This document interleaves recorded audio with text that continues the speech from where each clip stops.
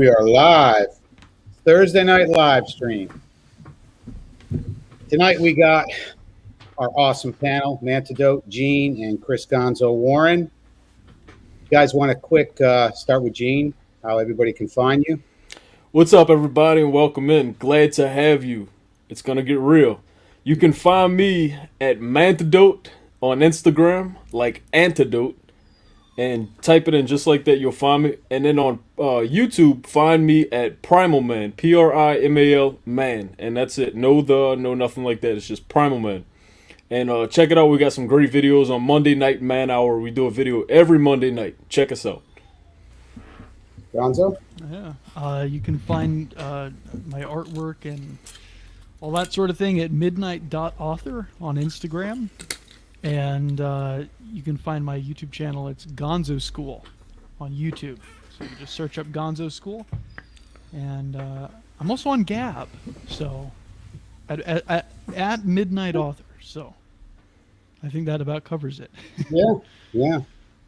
And everybody can find me everywhere. T21 Surfer on Twitter and on Instagram. Of course, Spotify, Google Podcasts, all that good stuff. It's Lifestyle Philosophies with Tony Bruno. And, of course, this YouTube channel. So that's how you can find me. Anyways, topic tonight is, what is Mgtow? For anybody watching this, what Mgtow means is men going their own way. And I think we all kind of have I guess you would call it a philosophy or something, because I think it's become popular. So let's start with man. What's your version of Mgtow? First off, I love the title of Mgtow, Men Going Their Own Way. There is no other way you should be going as a man than your own way. And I mean, we can break that down if you want to, but just simply the title in a physical form, Men Going Their Own Way, is great. And I'll get more in depth what I mean by that as the show goes on. Gonzo? Yeah, I mean it's the natural state of being a man. That's what men have to do, right? Like they have to go their own way and do their own thing. I feel like it's a response to this idea that's become very popular of, men going women's way. And so that's the reaction is, men returning to going their own way, doing their own thing on their own terms. So. Well, there's Tony 513. Hey, Tony, how you doing? Yeah, these are actually reading glasses, buddy, but everybody's looking cool tonight. So men going their own way. I think there's a lot of, what do you want to call them? We'll call them almost subcultures of Mgtow. And I think the first one we'll cover is and again, everybody has a different philosophy. And so I'm just trying to find out like what the different thought processes are. So I think we'll talk about, the black pill Mgtow. Yeah. That's the there's a lot of rules there, that's for sure. Some of the things I don't agree with, some of the things I do. But I think it's just kind of there's that word, nihilistic view sometimes of, if you are not, say, 6'6", the whole over 6 foot, 6-pack abs, 6 figures. You know what I'm saying? You follow me? Mm-hmm. So, but there's also the guys, I think, that say they join this club called Mgtow. And I think a lot of times the Mgtow club is more of a incel, and that's not a knock. It just means that a guy that is making an excuse why he can't meet women, or why he can't have a partner or get a wife. So when you're giving all these guys these standards, it's really hopelessness. I mean, there is no hope. That's one version, and I get a lot of these guys' philosophies too. I think when a dude is, and again, it's not guy being weak, but when you've been crushed, by a woman, something happened, I think a lot of times your reaction is to go and join a club, of the other guys. So, but that's Right. one. So I don't know what you guys think of that. Let me know. Gonzo, you go first. Yeah. Well, I mean, yeah, I definitely feel like the black pill. I mean, maybe there's subdivisions even in the black pill. Like that's Mhm. how deep this gets. But there's there's kind of a defeatist mentality that I've noticed, and I see the same thing in just in general like red pill communities. I see these same types of I guess attitudes, same types of energies. It's kind of defeatist. It's like this is the nature of women, and it's all bad. And basically the advice that I hear is just that you have to run from it. It's just not even worth your time. Just like you'd be better off locking yourself in a box and just running away. And so I don't think it's a glamorous way to live your life. I'll just put it that way. Mm-hmm. And then when you add some rules to it, like like I'm 5'7", so I'm done. I'm out. Well, yeah. Well, like the rules being like for anybody who doesn't know, like the rules are like it's all about your appearance, right? Yeah. So that's a new thing. I'm not entirely familiar with that side of it, but yeah, it's all about appearance, or it's about I mean, here's the thing. There's like half truths to all of this stuff, but there's elements of truth to all this stuff. Yeah. Like obviously money is a factor with women, right? It is a factor. Yeah. There are real gold diggers out there. It doesn't mean all women are gold diggers, but I'm sure there's a lot of them. Mm-hmm. But it's just the kind of thing where you have to get out of the mindset of there being, they're like just treating everybody generally, Yeah. and not as individuals. Yeah. I would say it's designed to make you angry. Black pill Mgtow is designed to make you angry directly towards women. And it works. And I'm just gonna go ahead and set the tone for black pill Mgtow. I think it's cancer. Obviously, I don't like it. I don't agree with it. I think it's profitable. I think it's lucrative. I think it's a good way to make a brand or a message. It's a message that sells because there's a lot of men out there that are angry, just like feminism. I relate black pill Mgtow with feminism, right up there with it. And it keeps men coming back for more anger porn, whether it be Instagram, videos from TikTok thoughts. Man, we know that stuff is out there. Like, we know the world that we live in. But they're like fanning the fire of anger for men towards women. I get it. A lot of men do have a right to be angry in certain things. But doesn't necessarily make it right or make it a place that you want to stay in. And that's why it's so lucrative. It's like the medical field or like a dentist. Like a dentist makes money off of people who don't take care of their teeth, or the medical field makes money off of sick people. Do they actually want you to get better? So if MGTOW is the same, MGTOW black pill is the same way. And so obviously I don't like it and I think it's a cancer. And I'll get more into it. Yeah, I mean, I've listened to podcasts, and there's a couple in particular. I'm not going to say their names, but they talk about like basically upping your game. Well, they don't believe in game. That's one thing. In other words, yeah, there's no such thing. But I think game to a lot of these guys is manipulation, where game to me is just being able to talk to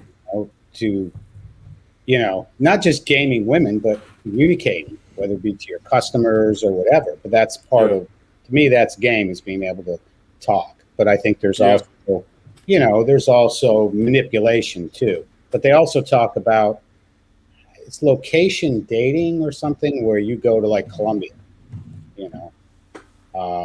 and that's where all the women are going to flock there. You go to, maybe Romania or something like that, but it's location dating or something.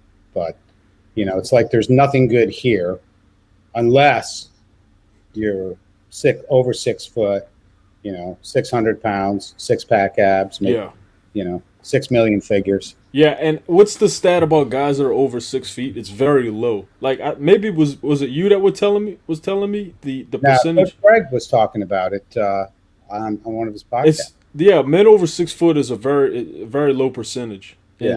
I think in the U.S. or in the U.S. I think the study was done. So right off the top, like your targeted market base is huge for men under 6 foot. Now you just piss them off, tell them they can't get women unless they 6 feet. Don't even try. All the guys over 6 foot and making money, they're the ones getting the women. So they just like, hey, you're already setting the tone for them to fail anyway. So another issue that I have with that is that does it provide a long-term solution? And I would say no, it doesn't. It doesn't fix anything about our world. And I'll get into it. I think that as men, we're supposed to protect our world, build our civilizations, and not so much just put band-aids on everything, because we've done that for so long and it's pretty rough out there. But they don't provide a long-term solution. And that's what we as men need to do, in my opinion. Mm-hmm. It just panders and placates to people being really angry and hurt. Gonzo? Yeah. Well, I mean, there's just, to be blunt about it, I mean, there's just nothing masculine about running away like that. It's just a serious problem. Like most of the time, the best option isn't to run away. Like you said, none of this stuff is going to get any better. And also too, I will say the black pill ignores the vast amount of women who are waking up to the situation right now. And these women love men, and they love the way God set things up, and they want to see that make a comeback. And, so I think to kind of lump them all in with, I don't know what's the word, hypergamy, or there's all these words. Oh, love the hypergamy, man. I love the hypergamy. I'll tell you what, I think hypergamy is actually kind of a real thing. I think it's normal. Oh, yeah. I mean, as a man, don't you want to go up? I mean, don't you always want the best for yourself? So, yeah. So I think hypergamy is actually it's a thing. I mean, it's in Female Strategies did a video, I think it was last week, about it. And what he said was, and he makes a good point, is that when a woman is with a, here's the terms, I'm going to use some of the lingo, a beta male provider, that she will be hypergamous toward a beta male provider because she's wanting more things, more money, things like that. So I do get that. I think it's very, very, very real. I have an issue with the term hypergamy in itself because, while that is true, to make up a word just for explanation purposes, to say the reason she, left you for this guy was because of hypergamy. It's nothing to do with you being a complete soy, complete, weak man. I'll just say that. Hypergamy gives men a reason to be like, she did it because that's her that's her female nature of being hypergamous. There's nothing to do with me sucking, And, well, that too. Then add hypergamy, and then you're all done. So. Yeah. But I think it's more about you just sucking. Of course, women of course, women love status. Of course, women love, whatever. But I can tell you at the end of the day, the thing that overrides that with women, I believe, is her ability to trust you as a man, your masculine presence. And however that shows up to her is how she's going to perceive you. You can have muscles, you can be shredded for days, and you can have a lot of money. But if she don't perceive you as a man that she can confide in or trust in, muscles, abs, money, she's going to go find, she'll find someone else she can confide in. And if you want to call that her hypergamy, I think as a man you have to be more in tune on who you are your mission, your path is with her, and why you want her in your life, and she has to trust that. And when she does, I think hypergamy goes out the window. You know what I mean? Because most guys out there are not doing what needs to be done to be the best versions of themselves. So you're winning right off the top. And I feel like that's what Black Pill Mgtow does, to make you feel like you're losing off the top. When you're doing what you need to be as a man, you're winning right off the top, because I feel like most guys are not. So, yeah. I mean, I think personally that and maybe you guys have witnessed this, or have heard stories about this, but what I see a lot of with women specifically, not to give them the burden of this whole situation, right? But what I see a lot, and this happens with men too, right? But the symptoms are different, and obviously this is because, men and women have different, sort of standards, different ways they do things, different ways they think. But there's this emptiness. And when men get this emptiness, a lot of the times, it could come from like unemployment. It could come from just feeling stagnant, not building anything, not doing anything.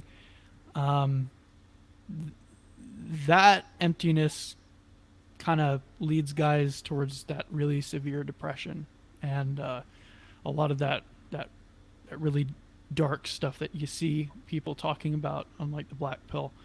And what I notice with women is that when they reach a certain level of emptiness, nothing is going to satisfy them, and they keep trying to find that.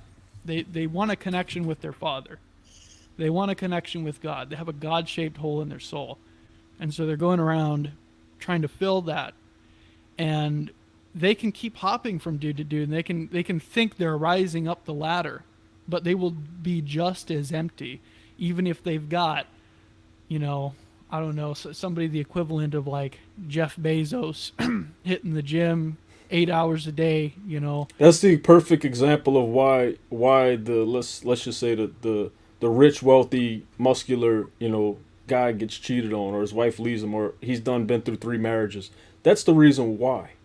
Mm-hmm.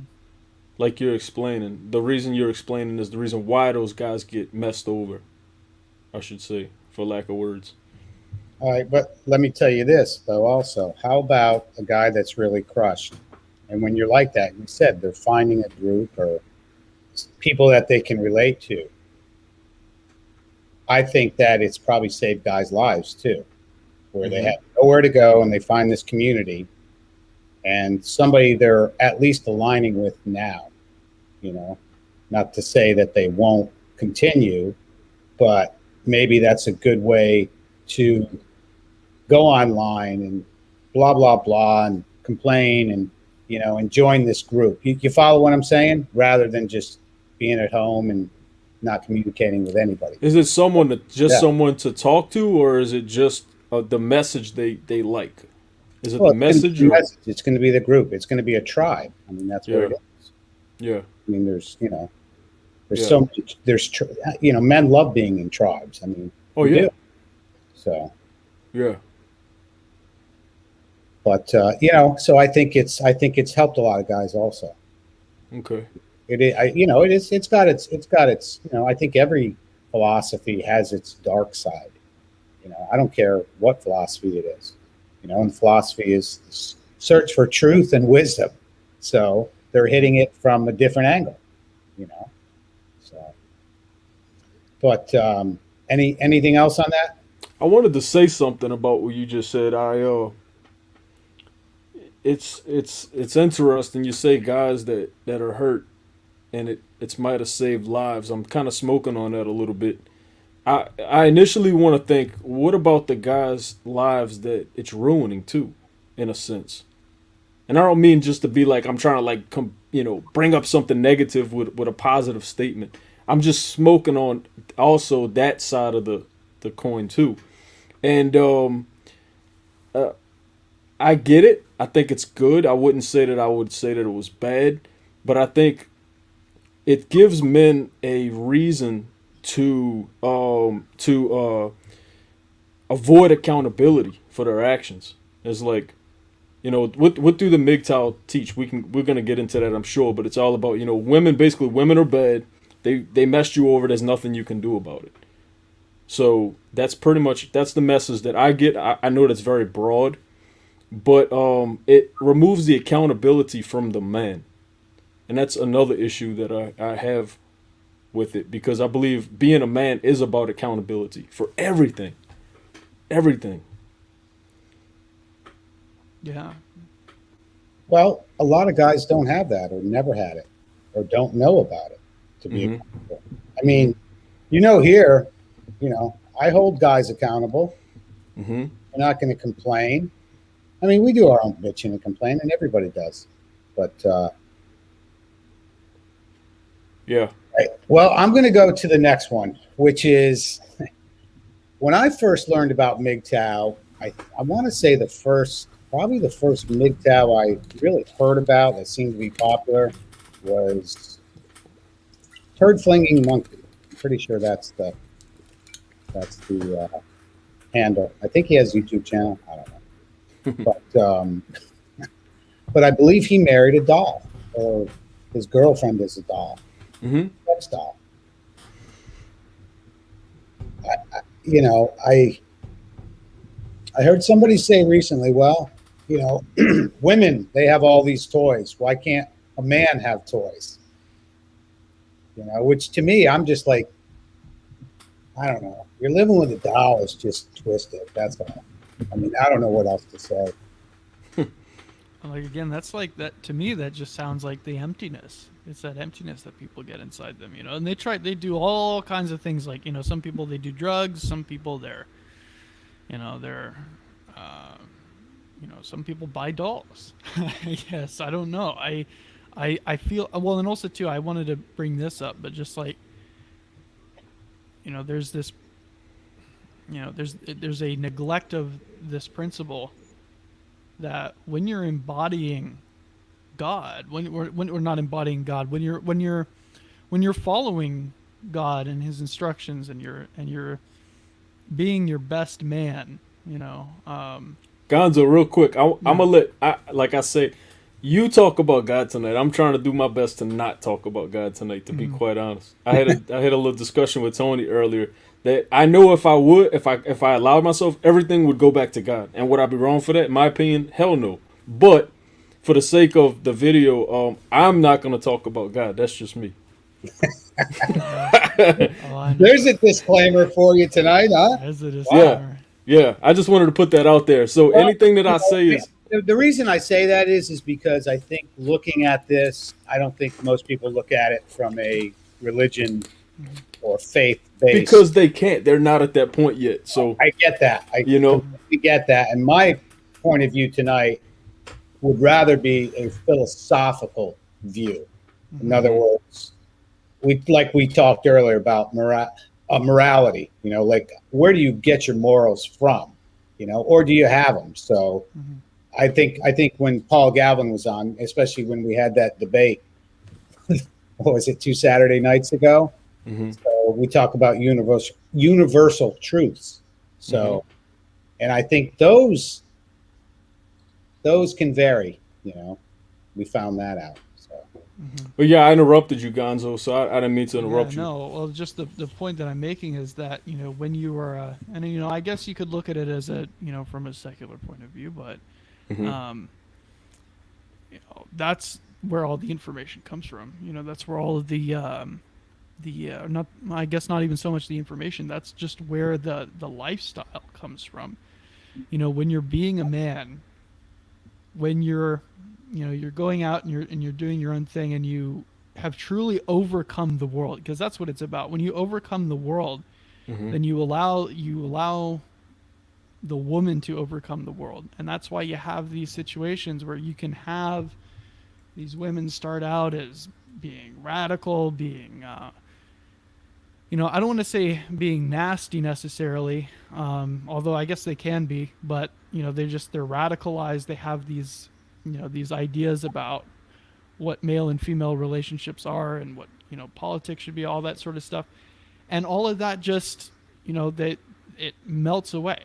and people change. So there's just this mentality that everybody stays the same, and I don't believe that. I think people can stay the same without that. I believe they absolutely can, but I believe people's hearts can change. So I agree 100%. So we covered the doll bangers. We got that covered. I think there's also a group to where I'm not even sure how to align this group. I think it's your more, we'll call it your standard Mgtow. Just doesn't deal with women at all. You know, stacks cash, you know, drives a Dodge Charger, hits the gym every morning at 4:30. You know, I think there's that type of Mgtow also. I think there's some value there. Mm-hmm. I think there's a lot of value to offer in that lifestyle. But you know, I mean, could we call that being a monk in a way? Yeah, well, not really, because when you're like, I think monk mode is really when you're abstaining from all sorts of things, caffeine. Okay, like on purpose. Yeah. Okay. No TV, no social media. You know, I've fantasized about the idea of how easy would life be as a man. I say as a man. I don't even know if I can consider myself as a man without missions or challenges that I want to embark on. But let's just say, right? Imagine just for a minute, and I've done this before, that all we had to do was make a little money for ourselves, indulge in a few things that we enjoy indulging in, and just completely isolate ourselves from society's problems, and just enjoy the decline, I should say. I don't like that term, but let's just say that. Enjoy the decline. But enjoy the decline within myself. And just remove everything and just come home, and if I want to eat Cheetos all night and eat Doritos and play, you know, Halo Infinity or whatever for 8 hours every night, then I'll do that. So, and then if I just want to hit the gym or be a personal trainer, and then, hey, you know what? 6 months later, I want to fly. I want to move to Spain. You know, if a year later, I want to move to Greece, and then I want to go to Puerto Rico and whatever. So that's an idea that you can play with, and it's fun to think about to an extent. So I just wanted to throw that out there as a fantasy, as an idea, a very possible fantasy or a very possible way to live if you so chose. What causes a guy to go down that road? Gonzo, you smoking on anything over there? I'm smoking just as hard as you're smoking. Okay, yeah. I might need a minute to smoke on that. What causes a guy to isolate and want to just go completely? I'll tell you what. When I think of that, I think of free agent lifestyle, like Coach Greg Adams. Now, I don't know if free agent lifestyle, I think free agent lifestyle is like, if you want to deal with women, deal with women. If you don't, then don't, right? So I like to think of the idea of free agent lifestyle. To me, that would summarize it. And the only thing I can explain that would make a man want to do that is the fact that he simply wants to be free from all attachments, all problems, all anything like that. And he just wants to live for me and nothing else. I think that's what would drive a man to that. But that's not the cause, is it? The cause would be, why is he doing that? Yeah, true. The cause would be usually it's going to be a breakup, a divorce. Oh, yeah, trauma. Yeah, I mean, that's where it's going to come from. Trauma. Right? Yeah. You know, so what other trauma is there that would make a guy do that? Family fallout would be one. Yeah, I was thinking the same thing. Just any type of, if you like single mother households, that sort of thing. Is there such a thing as involuntary Mgtow? Yeah, for sure. Yeah. In what way? Like. Yeah, like guys that can't get laid. And, Like, and then he decided to go his own way. I mean, that's the thing. I feel, like I said, I feel like this is like this is just, you know, man's natural state of being. He's going his own way, doing his own thing. You know, there's, you know, some people are more social. Some people are more, I guess, extroverted. Mm-hmm. And then some people, you know, they go more that introverted direction. They go more the monk direction. But is it, you know, I feel like I don't want to go down this rabbit hole, but I just feel like I can tell. This is like going back to like the free will thing. Mm-hmm. But it's like, you know, I don't know, involuntary.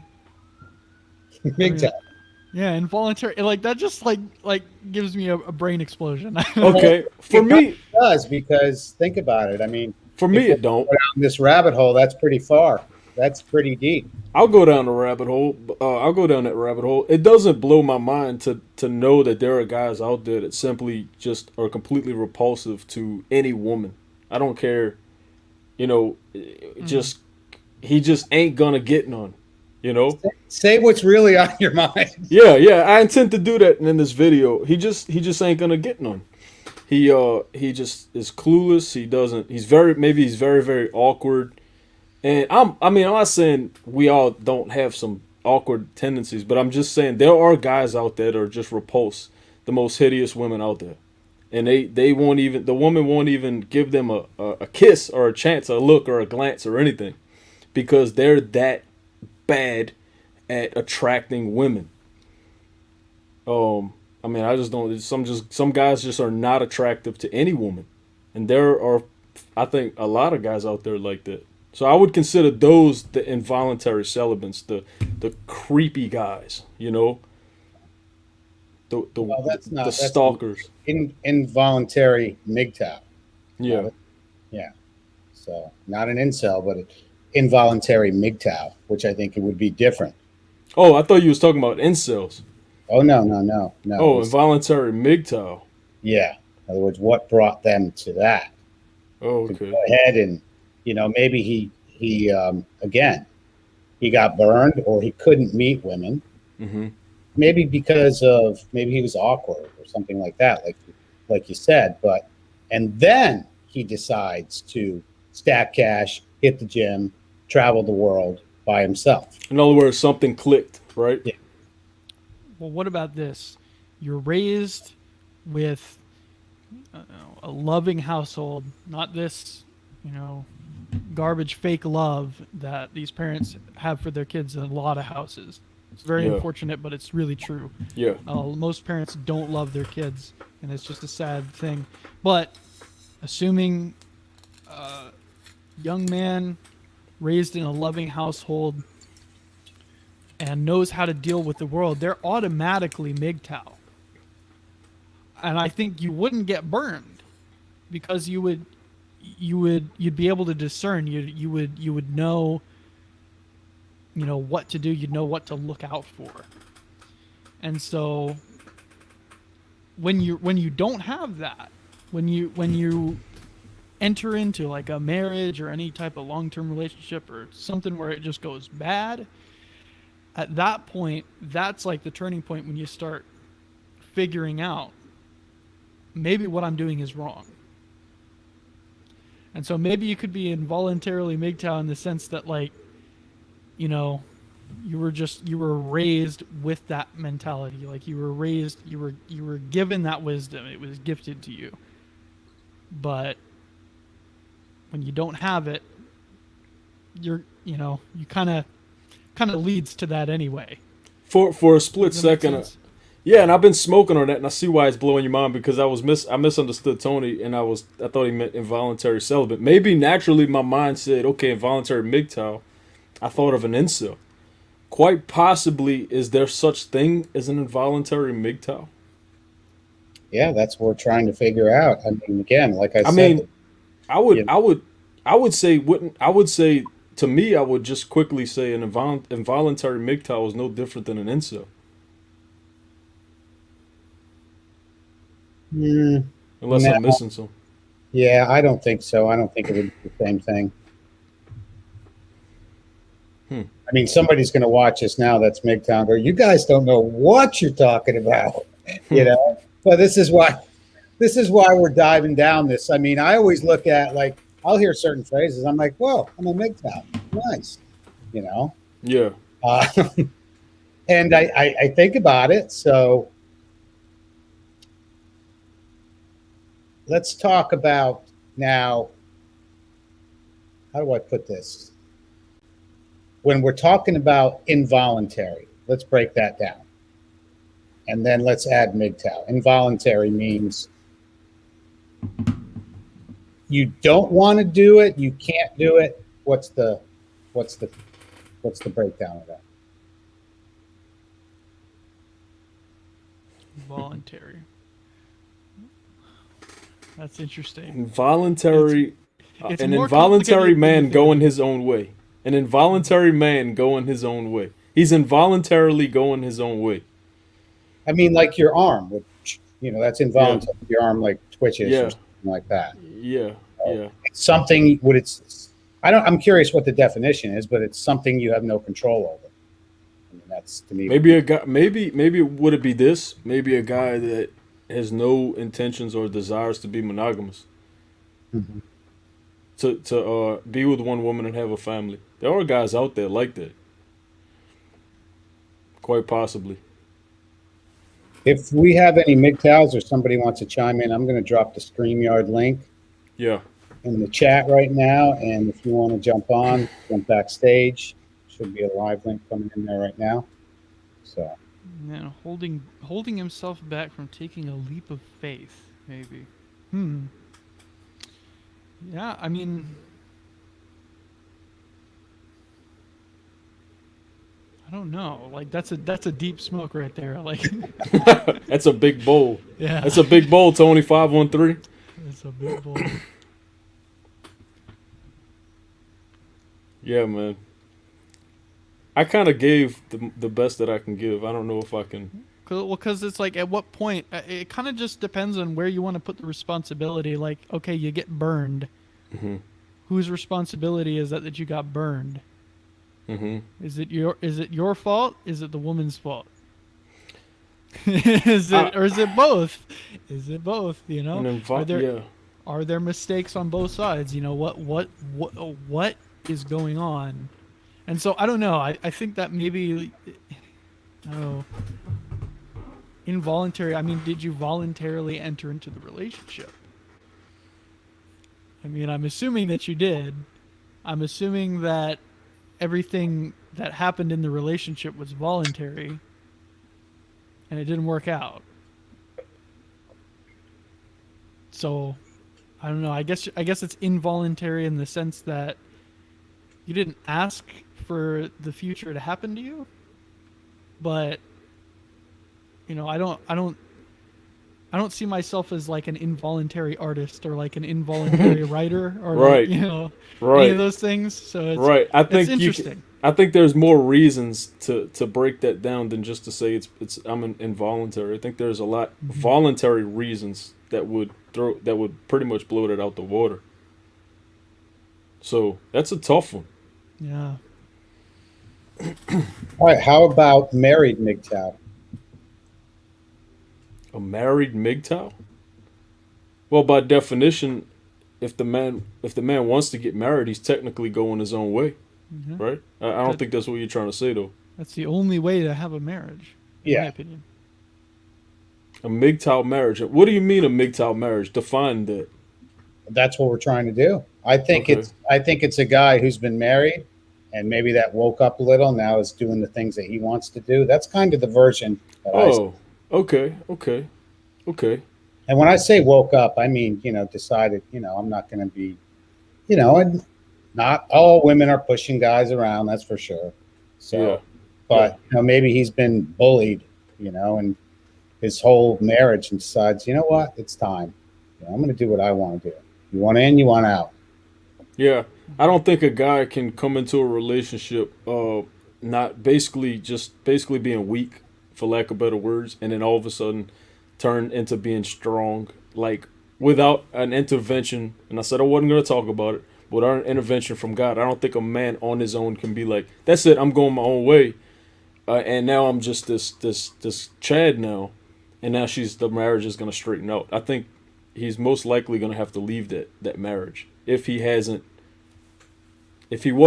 changed from a weak man to a strong man in a relationship, with the exemption of a higher intervention. I don't think that marriage is going to last. I think he's going to have to leave that marriage. John. Yeah, let's see what John Boston has to say here. He says Mgtow married, maybe a guy who gets remarried and has an ironclad prenuptial agreement. Yeah. Well, I mean, just the way I would put it is that Keyword remarried, huh? Yeah. Yeah. Well, so here's the question: if you're going your own way, right? Mm-hmm. And if you're say you are in a relationship, say you have a fiance, say you're married, any of those things, if you are leading that relationship, are you not going your own way? I think that's kind of the definition lies right in that. You know, Repeat that one more time. Like, if you are leading your family, if you're leading in the relationship,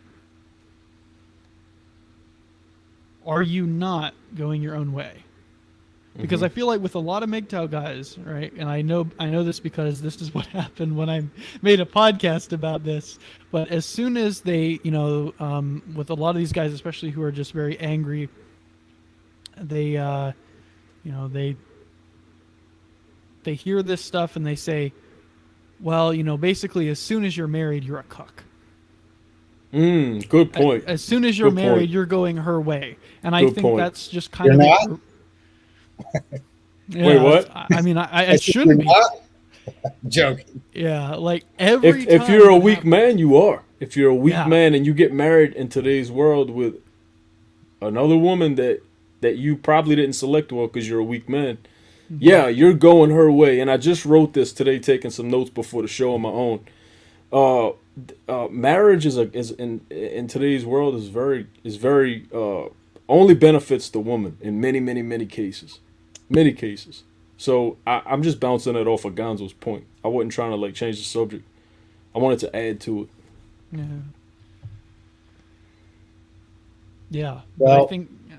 Go ahead, Gonzo. Oh, I was just gonna say, I think that if you're because I read these guys' Reddit posts and I've covered this stuff on my channel too, but I just see it all the time. It's like, here's why you don't get married, and then they say, well, I'm paying off her credit cards, I'm paying for her college, I'm paying for her career, she's going and doing her own thing. I'm like, you are literally diverting your energy and your resources, and you're going her way, which is not the way it should be. And it's just unfortunate because it's like the women are brainwashed into thinking that's what they want and that's what they need, and then the men think that's the same thing. It's because they've been just as brainwashed. So I think this is. Why don't you read this question, somebody, if you'd like? Go ahead. Gonzo or man, you want to read it? yeah. So hey, I got a question for you. There are men and definitions of red pill, Mgtow, etc. What do you call a female who's eager to reestablish the true masculine male and reestablish femininity? I would say that's a real woman. I would say a woman can't reestablish a masculine male. Woman can't do it. You can't. Yeah, like the woman can't do it on her own, but she wants to see it happen. I'm assuming that's what you mean. I think she's looking to know. Peekaboo, say something if I'm wrong, but what I think you're asking is, what can you do as a female to reestablish the true masculine male and reestablish femininity? Like, what can you actually do? Like, you want to facilitate it. Yeah. Yeah, I think that's what she's saying. I don't think she wants to go out there and say, all right, guys, come on, man up. Well, no, she's. I think she's wanting to know what can she do in her own personal life. Yeah, because I think to assist in it. I would say, just grow your femininity, and I would say this. Well, Peekaboo. she's looking for a name, I think is what it is. What do you call a female? A female who is eager to reestablish true masculinity. Okay, she's looking for a name. Like, okay. do we have women going their own way, you know, which that's feminism, I guess, right? I have a name, radical feminism. Absolutely. Uh, I hate to put it like that, but any woman that's trying to change a man is not going to be going about it the right way. Right.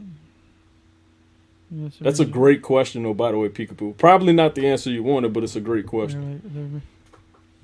Well, because I also think, anyway, I'm not sure I understand because it says, like, when you mean reestablish, do you mean like reestablishing, like, you know, man to its like Traditional former, men. yeah, former self, or do you mean like creating the new man, the new soy, like, like what?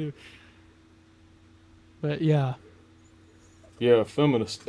Yeah, feminine. That because that would because I would say you know, a real woman wants to facilitate, you know, man in his natural state of being, his leadership, etc., etc. And then yeah, feminist. Now I can give you reasons how to be a better woman, but to like the name for women that want to reestablish that, hey, you're very correct in wanting to do so, very much so, because we want to do it too, but Yeah, but I think that's Yeah. not what he was asking either. yeah, I don't know, I but think, that's what I would say. I would say feminism. yeah, I think she was looking for like a casual reference. What do you call like a woman that's normal? Wow, she's normal. I don't know. I don't think we have an acronym for that, but you're welcome to make one up and we'll use it.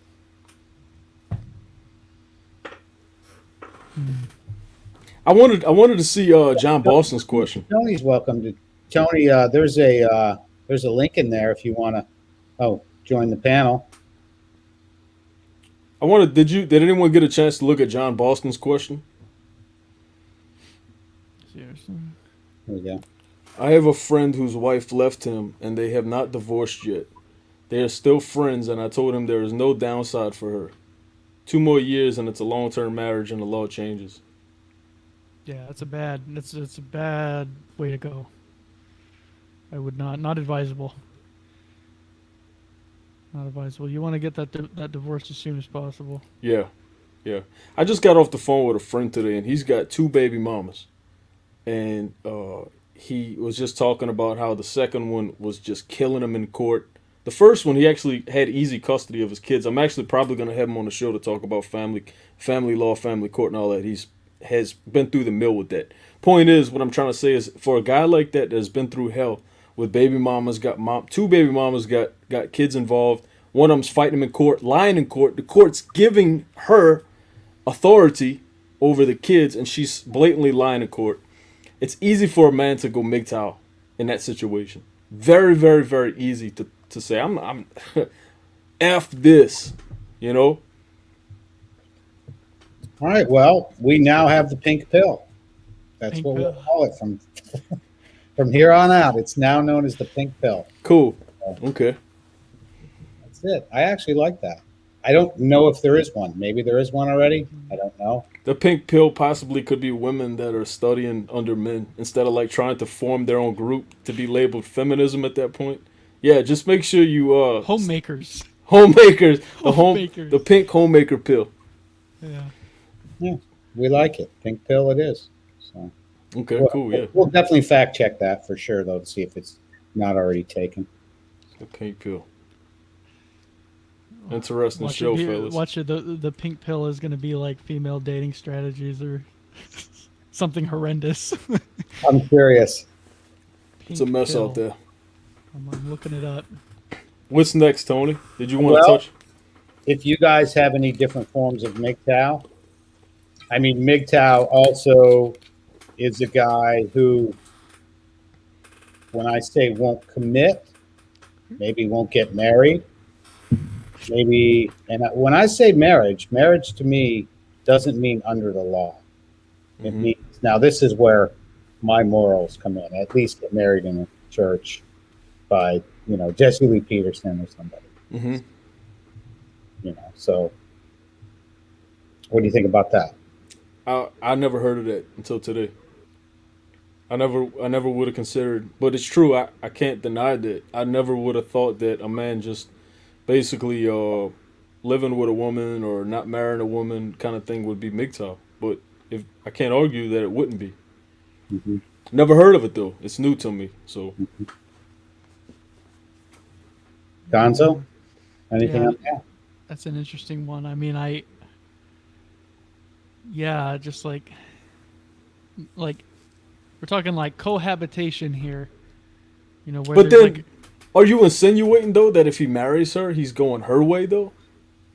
You know? I mean, I think it would be fair to like look at that side too, is to say if it's Mgtow and it's considered Mgtow that he won't commit to her, then what is it considered if he does get married? Would it be would it well, remove Mgtow at that point? I'm also assuming that You know? when guys do this, that most of the time it's because of the legal implications of getting married, like through the state. And a lot of, depending on your state, like if you're in California, you're fucked because you can't get a common law marriage. You can't do anything outside the state. You have to go through the state for the marriage to be. I don't. I guess I'm not sure if the term is recognized, but it's not official. You know, it's not really official. You can have an official marriage, so to speak. That's not a recognized one, like in Texas and other states. There's you can have a common law marriage and not go through the whole legal process with all of that, and basically that just voids all of the issues with, you know, the child support and, you know, all the bad stuff, all the nasty stuff. It's funny, the guy I just told y'all about that I was on the phone with today, he just messaged me, I want to join in. So I'll send him the link, so maybe he'll join. His name's Mike. Probably has a lot to say about Mgtow. Why do so many MGTOWs, excuse me, on social media have avatars or look like me right now? I don't know. It's a good question. Maybe they don't. Maybe they're afraid of afraid. They're afraid of something. I feel like you want a specific answer. I'm not gonna lie. Yeah, shoot, man. Go for I think where you're going is they want to remain anonymous. it. Mm-hmm. And why are they trying to? Why are they ashamed of being Mgtow? Possibly is that the direction of being anonymous? Is like why would a Mgtow?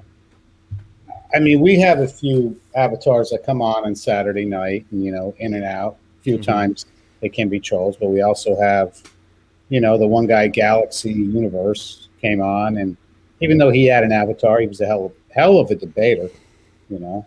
So, Why would a Mgtow not show their face, basically, right?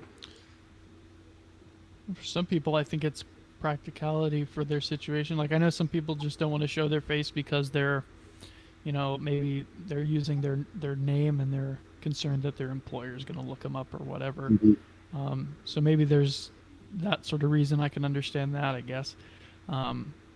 Especially if they're angry, Mm-hmm. and if they get triggered or react by something, they're afraid they may say something that can be associated with their image, like employment, something like that.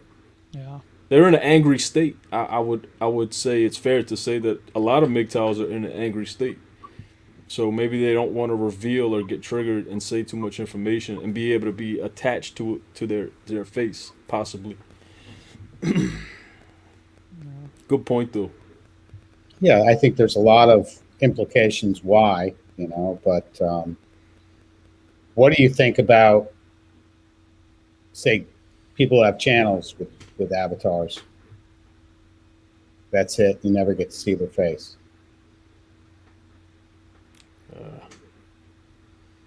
Isn't it hard to, I think isn't it hard to like give somebody credit unless you physically see them? You know? Like, Yeah. right, you can't tell my eyes. You can't tell really anything physical about me. So I mean, when you're hiding like that, which You again, can't- I'm not a MGTOW expert, you know. I've been called a MGTOW a ton of times. I have no idea why.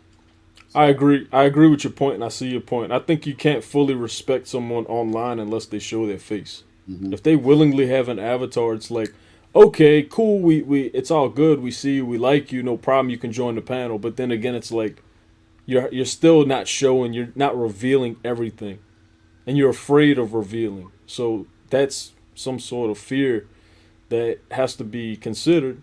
And I think subconsciously, I think most men cannot respect that to an extent. Yeah, I mean, not to defend it in every case or anything like that, but like I think of guys like Mr. Dapperton. Yeah, Mr. Dapperton. He's been on YouTube for a long time, but he makes videos about capitalism, and most of the time he's he's defending capitalism, and he's kind of a libertarian type of guy. But he's been, I think he's been run through the ringer by just, just crazy people online. He's gotten, I think he's gotten doxxed. He's gotten all of his information's come out, where he lives and that sort of thing. And there's that side of it. But he's kind of a bigger channel. I'm not sure exactly like what numbers we're talking about here, but obviously big enough to where you'll have those types of people coming out. And so, but he actually does show his face. He actually recently, like within the past couple of years, he does occasionally appear on camera. Not every time, but he does. So, I'm not really familiar with that trend of MGTOWs being anonymous though. Like this is something that I'm not fully familiar with, but I understand why. It's obviously privacy or shame or fear. I mean, it's either privacy or fear. That's it, in my opinion. I mean, I'm trying to think of like where I even first heard of MGTOW. Like, I think like maybe like the first guy I heard like sharing these concepts was like Elliot Hulse way back when. And I don't think, that was before I think it was even really a term. And then eventually, like, after his hiatus, he came back and was like, yeah, this is great. And he was talking about it. But, he said it was great. I'm like you, the first time I heard of MGTOW was from Elliot Hulse. And he was like, there's this new thing out here called MGTOW, men going their own way, and I like it. He was promoting it. Something in me, and I kid you not, I rejected it immediately. I said, I don't like this. Whatever this MGTOW going on that he's talking about, I don't like it. Right off the bat. And that was just my personal experience with my first exposure to MGTOW. Okay, my first exposure was that turd flinging monkey. Oh man, yeah. Still, like when I hear the word MGTOW, I just like, oh my god, it's a dude. So that's kind of was my first. That was really my first impression. Kind of like my first MGTOW kiss, we'll call it. Yeah. From a doll. So, but. Yeah, I don't know. I think there's so many different, I've just seen so many different avenues of MGTOW, just different, like I said, like subgroups. So any other ones you guys can think of? I pulled up a list a second ago here. Let me see if I can get it back. I'm not sure if this is it's not really an official list or anything, but I just don't see, what are you, okay guys, I'm going to say this real quick. I think the only thing about MGTOW with me is that we can sit here and like for the sake of the video and conversation and study purposes, but I think at the end of the day when people think MGTOW, what do people actually think about what do people believe MGTOW really is at the end of the day? And for me, that's kind of what I hit home on so much as opposed to like all the other things that you can consider MGTOW. I just wanted to be clear about that. That's how I view MGTOW. I go back to the thing where it's like either you are an incel or you're black pill kind of thing, kind of ideologies. That's what I see in MGTOW. So it's hard for me to sort of break that identity with MGTOW, with that philosophy ideas, with those ideas. So I just wanted to throw that out there. What you got, Gonzo? Yeah. Well, yeah, no, I mean, just in the vein of that, there's definitely a difference, I think, between, the statement of MGTOW and then the people and the community. The people of MGTOW. Yeah, and there's, it's like with the red pill too. It's like there's all kinds of different red pills, and it's like, I don't necessarily agree with the red pill as a community or as some of these cults get, but I like the red pill, as we're talking about the Matrix, it comes from the Matrix, right? So we're talking about that idea of seeing things as they actually are, not as how you want to see them. It's like 100%. That is, brilliant. But see, I've got a list here of I guess all these different types of MGTOW, and we've got the first one, a true monk.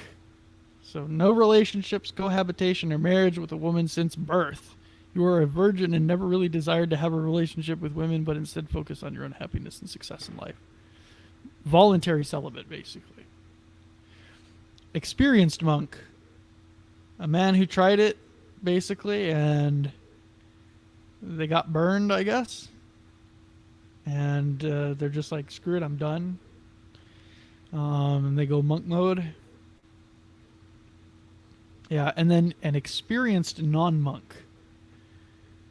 Similar to a pump and dumper who still has sexual relations with women but refuses to ever marry or cohabitate. Ah, there we go. That's what Tony touched on, yeah.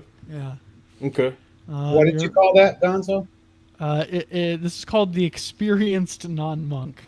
The experienced non-monk. Yeah, it's on this website. Yeah. And then we have a pump and dumper smash and dasher. A man who prefers to use women purely for sex and has no desire to ever marry one. You still engage in short-term relationships with women, one-night stands, or a friends with benefits arrangement. You use them rather than be used. So, yeah, that's basically it.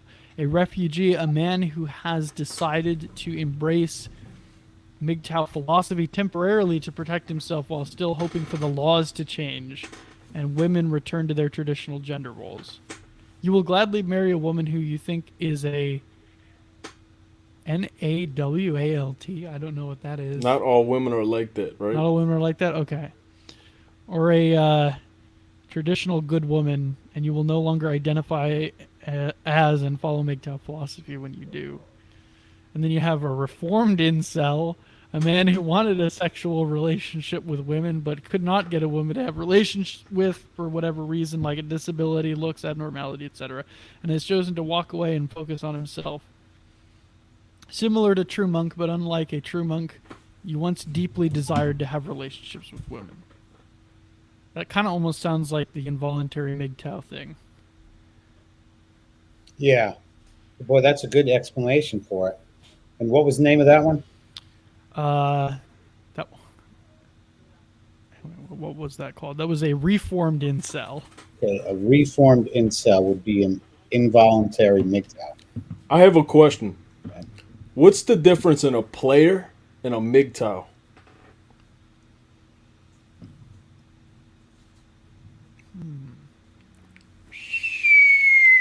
No, I think there's a big difference there. I dropped the bomb, huh? There's a big difference there.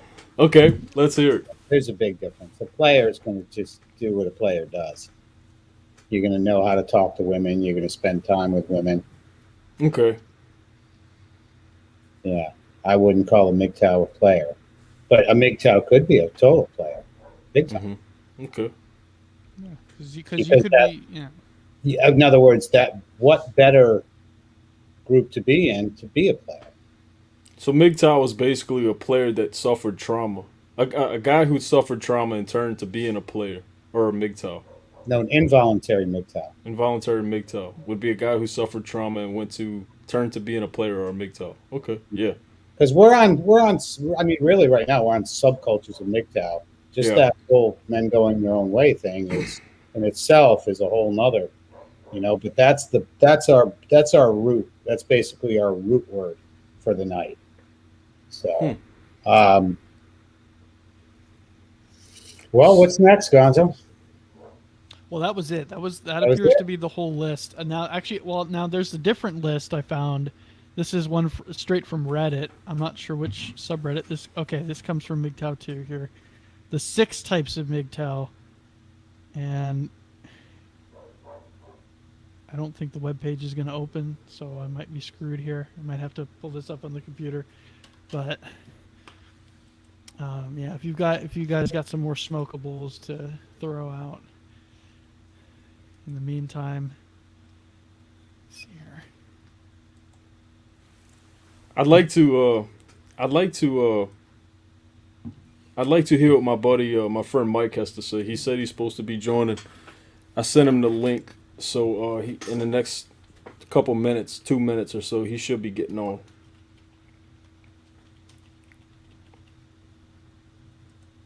See the girl's daughter, bump and dump. So someone who fills the tank then abandons the vehicle. Sounds like a real G. I like that.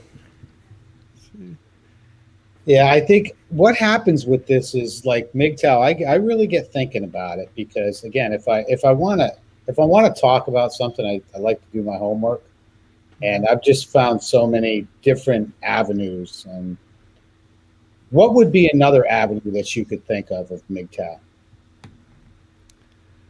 What's one we didn't hit? Type of Mgtow we didn't hit. Well, I guess there's a video on this. I'll have to watch the video later here, but they've just listed out the 6 types of Mgtow. We've got number 1, the bro. I don't know what that is, but we got the bro, we got the incel, fake self-proclaimed Mgtow, the hermit, the alpha, the simp in transition, and then the gay. Is that involuntary Mgtow? Being gay? Yeah, I guess. I never thought of that. Yeah, I guess. Isn't it kind of? I mean, Throwing that out. I'm just throwing that out there. I think it'd be men going the wrong way. Hey Tony, let Mike in. Send post the link so he can click the link. Michael Deere is his name. He just joined in. I feel like he's got some things to say about this. He would have a ton to say about this. Hey Mike, you listening? Tony just posted the link. Just go ahead and click on it and then follow the instructions. You don't have to put your whole name in there. Yeah, you don't have to put your real name if you don't want to. Even though I already said it. Mm-hmm. Or his alias, who knows? Yeah, I can't find anything on other types of Mgtow, but I guess we've kind of covered the main types, the general type. Actually, yeah, I didn't see black pill listed on any of those, but yeah, but I think the black pill, I think the black pill and the incel community are kind of intermingled. Mm-hmm. That's my opinion of that. And then I think it all falls underneath the heading of Mgtow. You follow me? Mm-hmm. Let's see what John Boston says. To me, Mgtow is a guy not getting married yet dates women, a man not dating and not having any female contact needs some help. Okay, gotcha. Okay. Not getting married yet dates women. Okay, yeah. Yeah, I had to read it a couple times too. A man not dating and not having any female contact. That's, to me now, that is the free agent lifestyle. That's Coach Greg Adams right there. Is that I don't think Coach Greg Adams has any issues dating women. He just knows what he's dating. Mm-hmm. It's that simple. Okay. And, and I'm going to look at it from my point of view now, because that what this is about is that I do like female contact and to enjoy the female for sure. The company just, I think it's, and man, we talked about this, I think this afternoon, that it's kind of unnatural, right? Isn't that kind of what you said? It's not. Men going their own way? Yeah. Yeah, 100%. But about like not wanting that female contact. Yeah. Yeah, there it is. Free agent lifestyle. Let's see what Steph and Skip Kane said. I don't know what's being talked about. Traditional male and female roles are needed 200% in a child's life. Proof tonight with our own teens. Good for you. Well, that's good. That's all right. We knew what you said there. I saw you said a typo. Yeah. Yeah. We're talking about Mgtow tonight, and that's men going their own way. So I've got Michael Dyer coming on. There he is. Have I met him before? No. Okay. Michael, Notice. yeah. There he is. This is a personal friend of mine. What's up, Mike? Hey, what's up, man? Just doing something crazy, driving while I'm on the broadcast.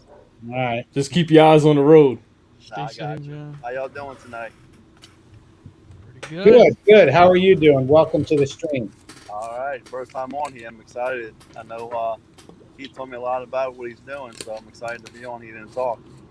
Well, are you familiar with Mgtow? That's the discussion tonight, No, which is men going their own way. okay, talk to me about it. Man, you want to give him a... So basically, what Mgtow stands for is men going their own way, and what happens is it's usually discovered by a guy that goes through some sort of like bad breakup, a divorce, problems with baby mamas, or any type of like getting messed over by a woman of some sort. And so all Mgtow really is a guy that changes his lifestyle from trauma, from being facing some sort of trauma. Okay. You have anything to say about that? I know you've had your, we all have had our experiences, bad experiences. I know you had some bad experiences. You want to share some? Yeah, I'm in a crazy situation. I have made some mistakes in my life. I have two baby mamas, and both sides of them are two different stories. One of them, I don't want to share too much information on YouTube, but one of them did some bad stuff, and I got full custody of my kid, and then the other one didn't really do anything bad, and it was a major fight, and it's just, man, I tell you, in the court cases of men, it's like you just have nothing to stand on. The only way you can actually get anything in custody with your kid is if you can prove that they were doing bad things, and that's hard to do. They gotta really screw themselves over. So, man, I'm, going to battles with courts and fees and paying attorneys, and as a man, you really have no chance. Your back's against the wall, and it's a losing battle no matter what you do. You can fight like hell, but as a And man, that's the Mgtow mindset. That's the Mgtow mindset. What you just said is that it's a losing battle. And I'm sure Tony probably could ask you a ton of questions on things. Yeah, right? do you have a girlfriend now? Yes, actually, I do. I've been with the same girl for almost 3 years now. So no Okay. kids with her, and I'm doing it the right way All this right. time. All right. Okay. Because that to me was the obvious question. Okay. Yeah, he wouldn't be described as a Mgtow, I don't guess, huh? No. Yeah. But you have had trauma, so you're an example of a guy that could have just said, screw it. Yep. I mean, I could have gave up my rights, and with my last kid, I didn't even get to meet her, until after 2 months after she was born, and I had to get, a DNA test, and it's just like it was just crazy, man. I just hate for any man to go through it, and she would lie and say things like I was abusive. I couldn't go to the hospital to meet her because she was scared of her life, and everyone believed her. The security guard wouldn't let me go to the hospital because it was already said that I was a bad guy, and it was just, man, I just hate for anybody to go through it. And it's just, as a woman, they can say whatever they want to any person, and anybody will believe them because women have a high, people believe a woman over a man any day with anything. So Mike, as a man, it's kind of like you got no say so in life. you ever got to a point where you were like, screw this, I'm giving up, like I'm doing something else? So many times, but I mean, I just look at it as, man, it's my kids. Like, gotta fight, and I look back on it with all these attorney fees I paid. I can honestly say when my kids grow up, I can kind of talk to them and let them know, like, I never gave up on you, no matter how hard it was. So there was a lot of times where, I mean, as a man, it takes the man out of you, man. I mean, it's hard, but you just gotta keep fighting for your kids, man, and do whatever it takes. And I'll tell you, I went through hell and back, and I'm still here.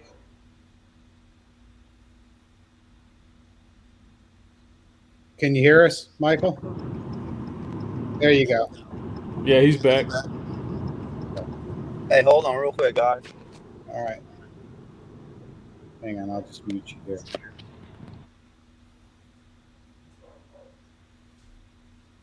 So All right. he's an... Go ahead. Yeah, he's an example of a guy that could have easily gave up, because I know Mike personally. He's a personal friend of mine. He's been through some shit with women. You know, I guess we all have in a way. But Mike could probably tell you a few stories, you know. But he didn't give up. He didn't give up. He wants another family. He didn't decide that he's just I just screw it all. I'm never doing this again, kind of thing. So he's an interesting take on it. Mm-hmm. Oh, he's gone now. Yeah. Well, I mean, Okay. Well, now I wish he was here because I wanted to ask him. He'll pop back in. Your friends. Let's go back to holding yourself accountable. Yeah. Where you did it once, you did it again. Will you do it 3 times? Yeah. well, I think the thing is when you're like, I don't know, like an alcoholic, or you have a food problem, or I'm trying to think of any number of things. Oh, I forgot to mention this, just on the types of Mgtow real quick. Are we gonna consider no fap a type of Mgtow? Hey, good question. Don't think that wasn't in the back of my mind. It's like I think there's a whole lot of fapping going on, actually. Okay, yeah. I mean, that's like its own thing. Yeah, keep it real. I mean, keep it as real as you want to keep it. I mean, I think no fap is the silliest thing I ever heard in my life. I'm not gonna lie. Like, no fap. If you want to have sex, have sex. If you can. No fap is not having sex with yourself. It's not having sex with yourself, right? But like some people think you can't. But part of the rules is that you can't have sex either. Like that counts. Oh Lord. Oh, does it? Yeah. No, I did a deep. It's not up anymore. But I did an old school video, and I want to kind of want to redo it. But I did a video on no fap, and it's a rabbit hole, for sure. But well, I don't know. I think from a medical standpoint, it's not good for your prostate. Not advisable. Yeah, it's not advisable. Yeah, you're supposed to be having a lot of sex. Well, do you think a guy that actually, what is it? Is it November? That's no fap November? Yeah. No fap November. Yeah.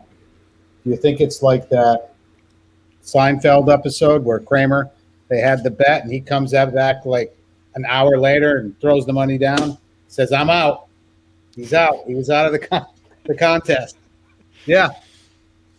Yeah. That's it. He's done. I think there are stories and situations out there with other guys that would blow your mind right now when it comes to like fapping and Mgtow and porn addictions and like incels. Like, I'm serious. I feel like there are stories out there that will make you like drop your jaw. Like, this is horrible. You know what I mean? Kind of thing. Like, I'm not trying to like beat around, I get it. kick these guys around, but I just I feel like there would be some crazy stories. yeah. You bring Michael back in here. There he is. Mike, he had some questions for you. I am back. Sorry, guys. What's up? I think my next question was, you did it once, you did it 2 times, you're not going to do it again, right? Well, that's the plan for now. All right, I like your attitude, soldier. No, man. It's just things happen, man, and it's crazy. And you're always like, I'm telling you, man. Like, I used to always be like that guy. Like, man, I would never be that guy who have 2 kids, 2 different baby mamas, and now here I am. I'm sitting in that spot, going through it. What's Earl's daughter say? God said, "Be fruitful and multiply." The key words is be fruitful. And here I am. Have you guys heard of you? And we've got a little disclaimer coming up for vulgarity, but everybody's heard of Owen Benjamin, of course, right? Correct? Yeah. Yeah, he says, be fruitful and multiply, don't be fruity and blow a guy. That's what he says. Okay. I don't know who Owen Benjamin is exactly. I just know I know he's associated with Vox Day Yeah, somehow. I don't know how. I don't. we're friends. He's on unauthorized. Oh, okay. So No.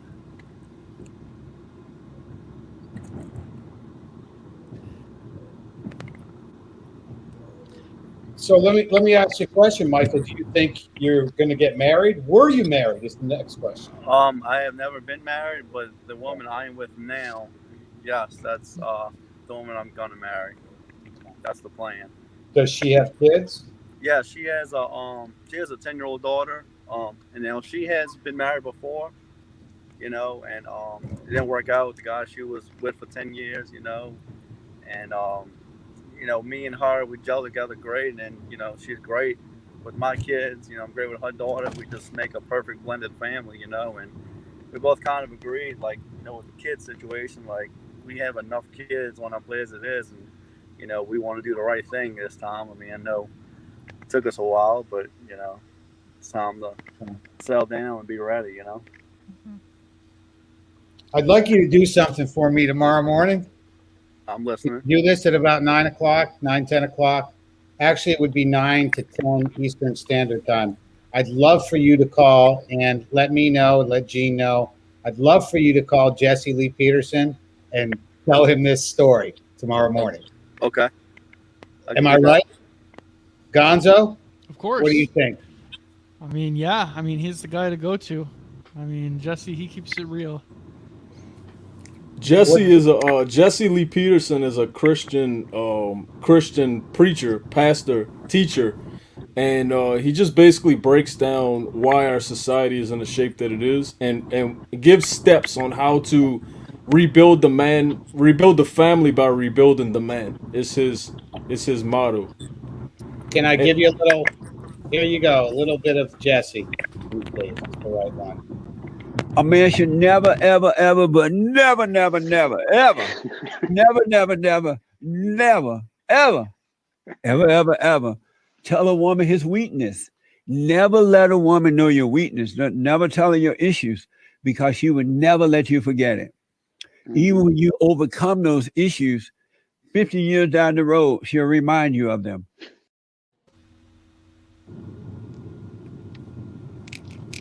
So what do you think of that?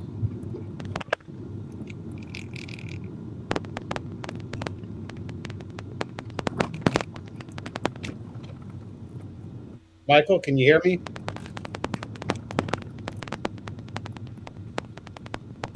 I think he's. I'm getting some really bad crinkle here. Yeah, lost. Hey, Mike, can you hear us?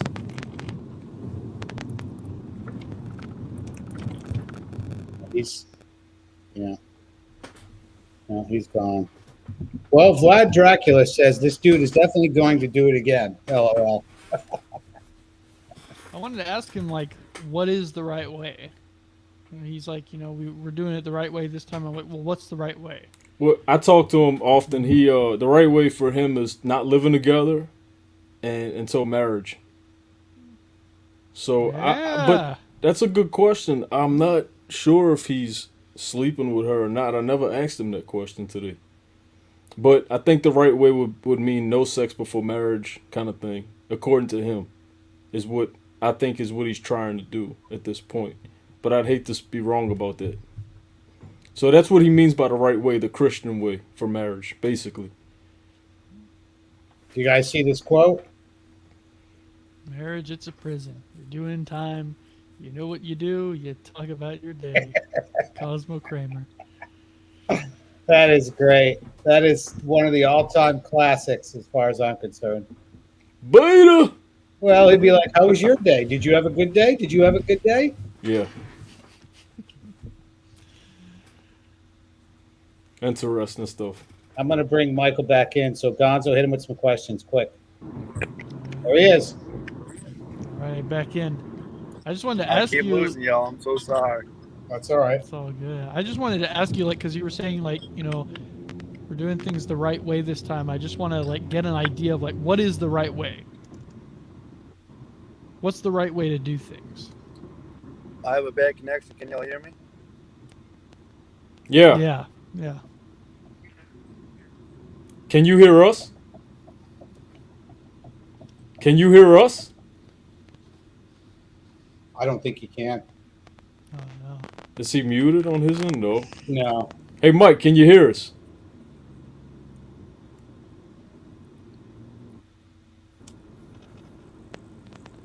He's got something going on with his phone. I wanted to know his answer too. I wanted to know. Well, somebody answer it for him. Well, I kind of did, but that was my best assumption. All right. Do you think it's wise? Yeah, we're going to go there to. So she has how many kids? She has one kid, he said. She has one. Okay. Yeah. Is she older or younger? No, I think she's a little younger than him. Okay. Believe it or not, she's actually younger than him. I know most cases the woman's older when they got kids and all, but she's younger than him. I wish she was on here, but hopefully I'll do him. Bring him back on. Mike, can you? Guys, I keep losing y'all. I have bad connection. Okay. All Can right. you hear us? I can hear y'all now. What's All right. y'all got? All right, cool. Sorry. All right, go for it, Gonzo. Yeah, no, I just wanted to ask. So, you're saying like, we're doing things the right way this time. Like, I want to know what the right way looks like.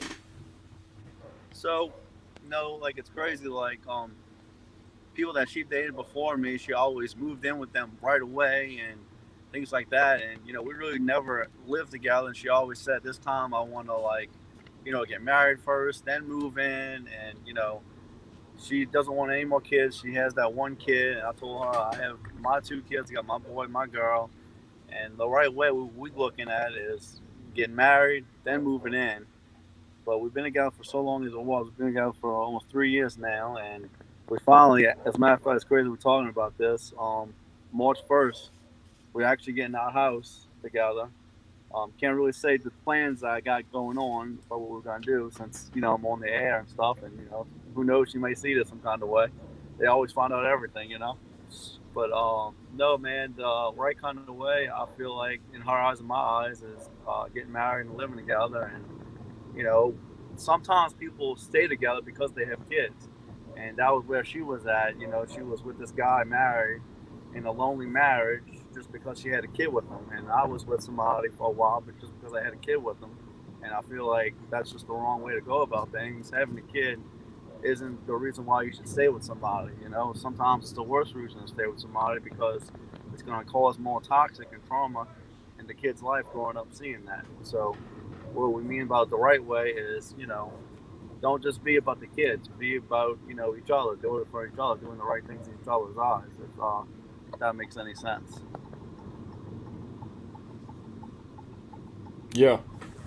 I can totally be the devil's advocate here. You know that, right? Oh, I know. That's what we're here for. Okay. He can handle truth.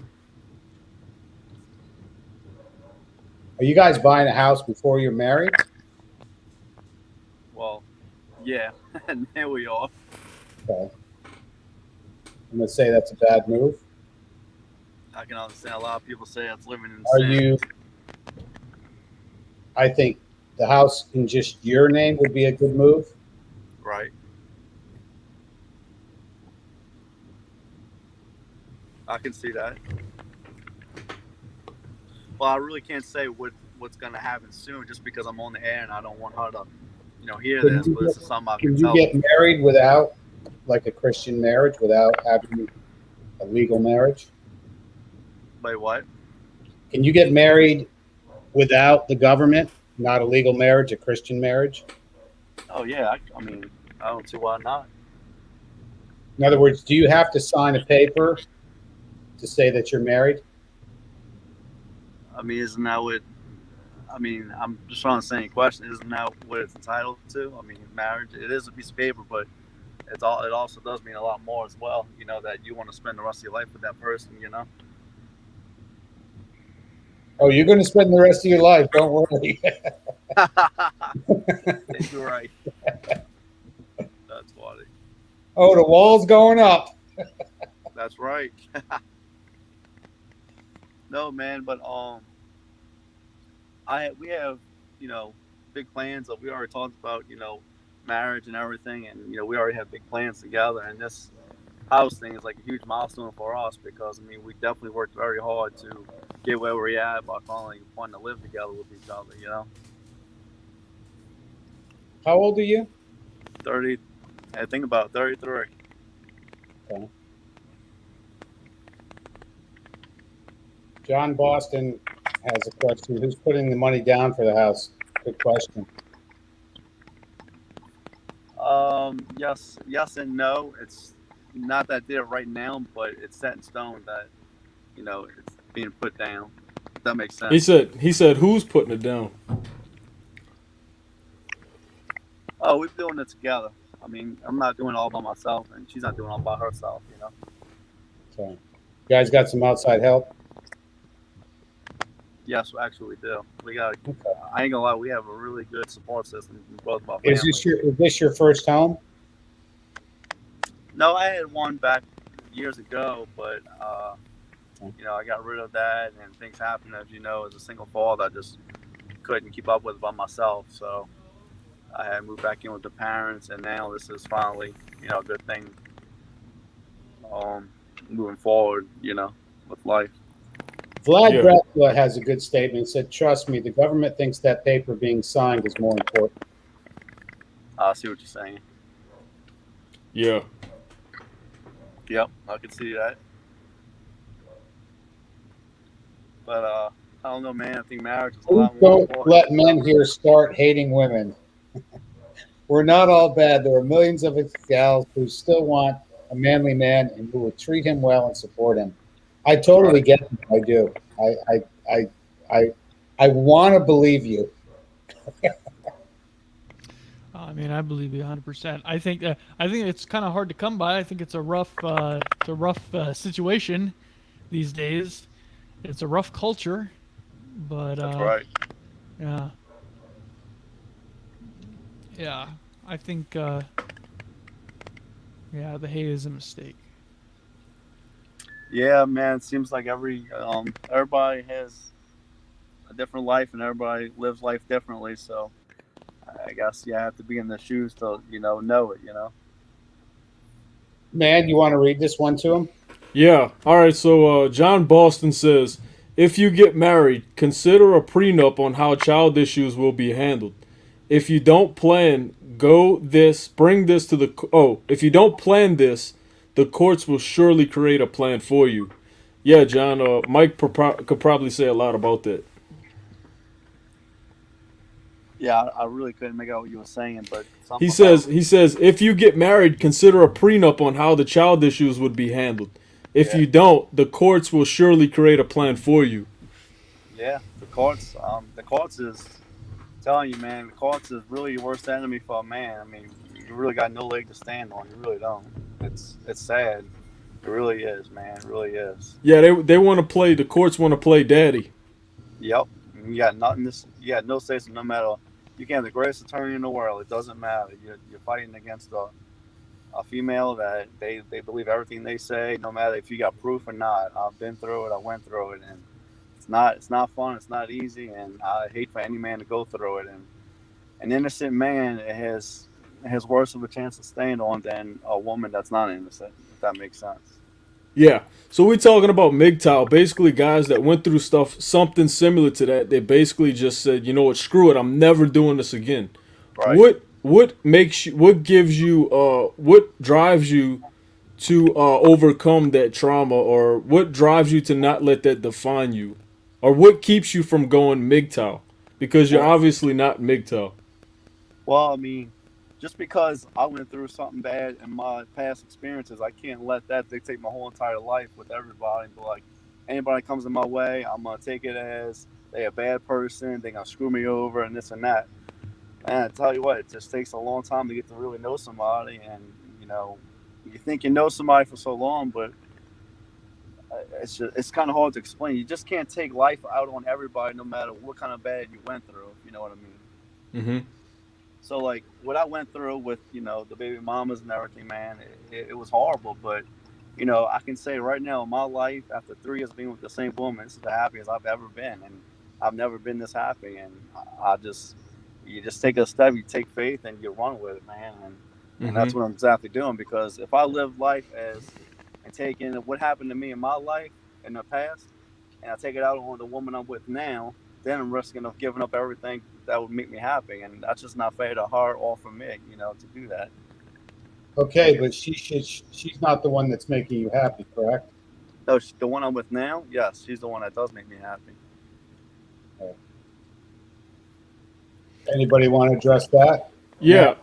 I think, but what I think is, what I want to ask you, I ain't gonna put words in Tony's mouth. You have your own happiness on your own, aside from her. She's not Oh the. yeah, definitely, Yeah. definitely. You gotta make it happy. You gotta make yourself happy first. Definitely. So you'd be happy without her then? Oh correct? yes, 100%.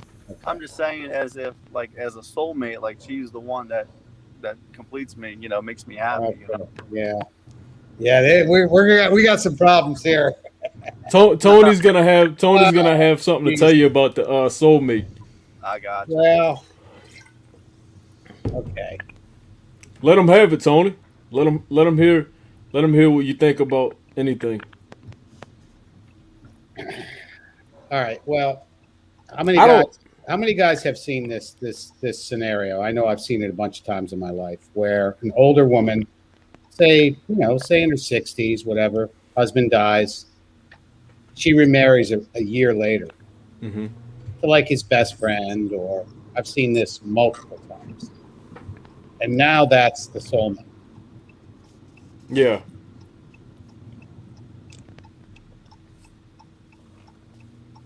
Yeah. I've seen that. I just had that discussion with somebody. I get that you guys are in relationships. I get that, so it's kind of hard to talk about it. Right. What is a soulmate? I don't think there's such a thing. I don't either.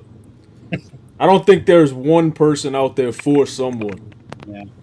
You said a lot of the words that triggered me, which was soulmate. She's the one. She makes, she keeps me happy. Right. And that's a lot of dependency. I am not a therapist by any means, but I see, I'm seeing patterns here just from past experience. I'm not encouraging you one way or the other, but I'm giving you a point of view. This is Mgtow tonight, so I'm going hardcore Mgtow on you. Yeah. I think Tony's the only single guy on the panel too.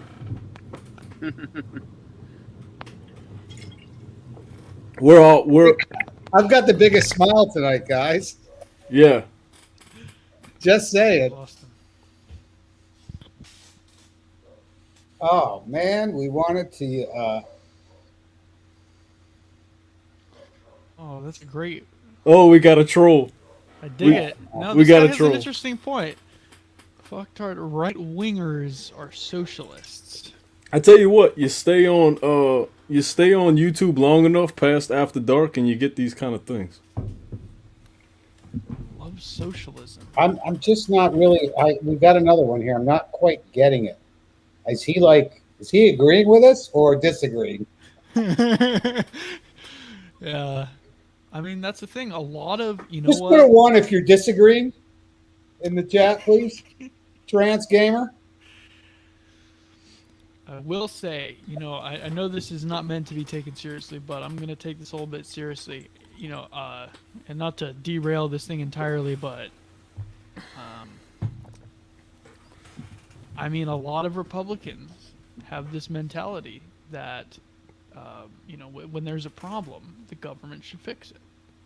Like with abortions, or like with any other, just name any social issue. Like, oh, yep, government's got to take care of it.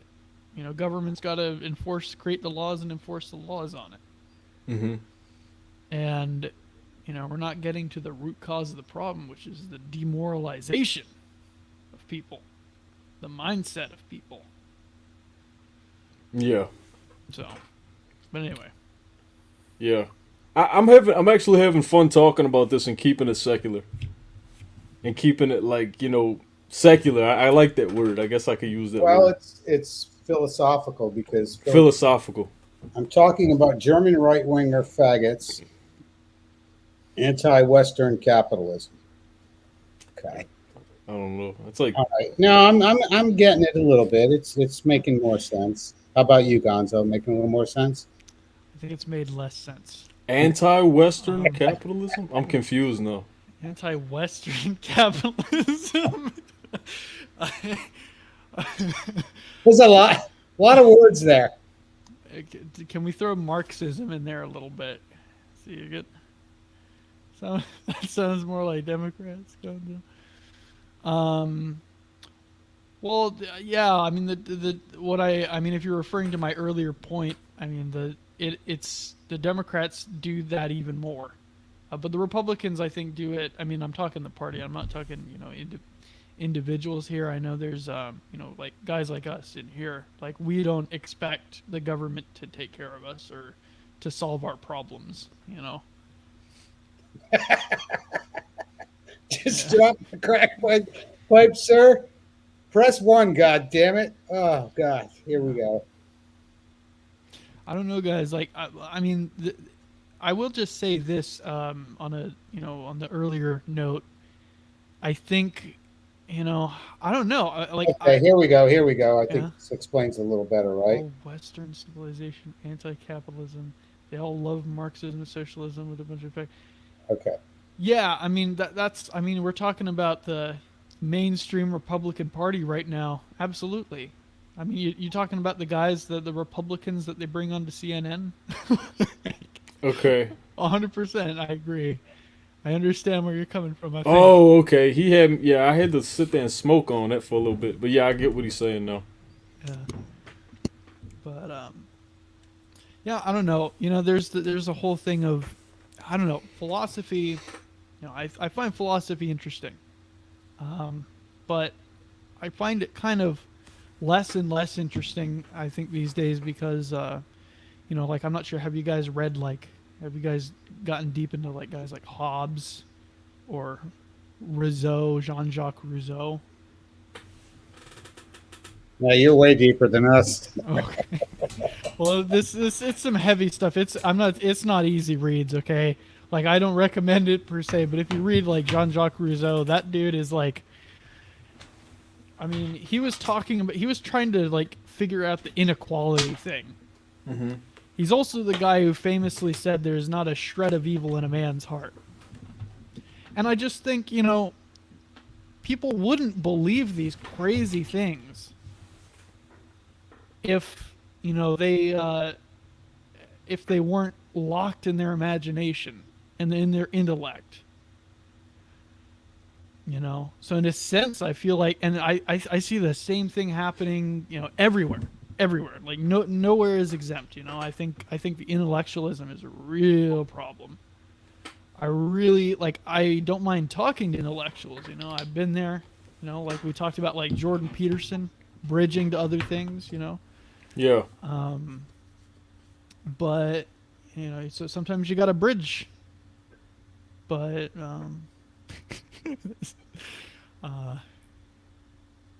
amazing, yeah. Amazing. But yeah, I don't know. Do you want to read this one, Gonzo? Yeah, no. These faggots are not American. Just a bunch of invaders migrate from Germany or Russia. All these socialist, Hitlerist, Stalinist countries. That was deep. That might be a branch of Mgtow, though. Political Mgtow. Yeah. Yeah, Drew says he needs a little sanity, clarity, and That reason. was the one that I wanted to talk about. A forced Mgtow. Mm-hmm. Mm-hmm. When I say forced, it's going to be different than involuntary, I think. Mm-hmm. A forced Mgtow would be somebody, and I think and I noticed a lot of guys that will come over from India and have issues with women here. You know, I've heard the story. Oh, you know, he's Indian, he's shorter, or you know, there's something that's different about him, which makes it difficult for him to meet a woman in a different country. So, what do you think about that? That was the one that I forgot.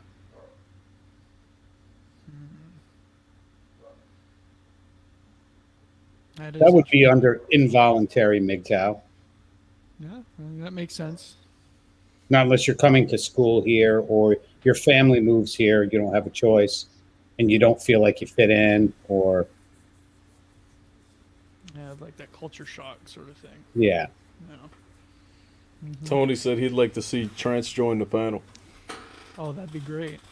I think I'll tell you, anybody in here, Drew, John Boston, Mr. Finn, Tony 513, any of you guys want to jump in, just jump in. We're not going to be on that much longer, but now's the time to say your Mgtow piece. Yeah.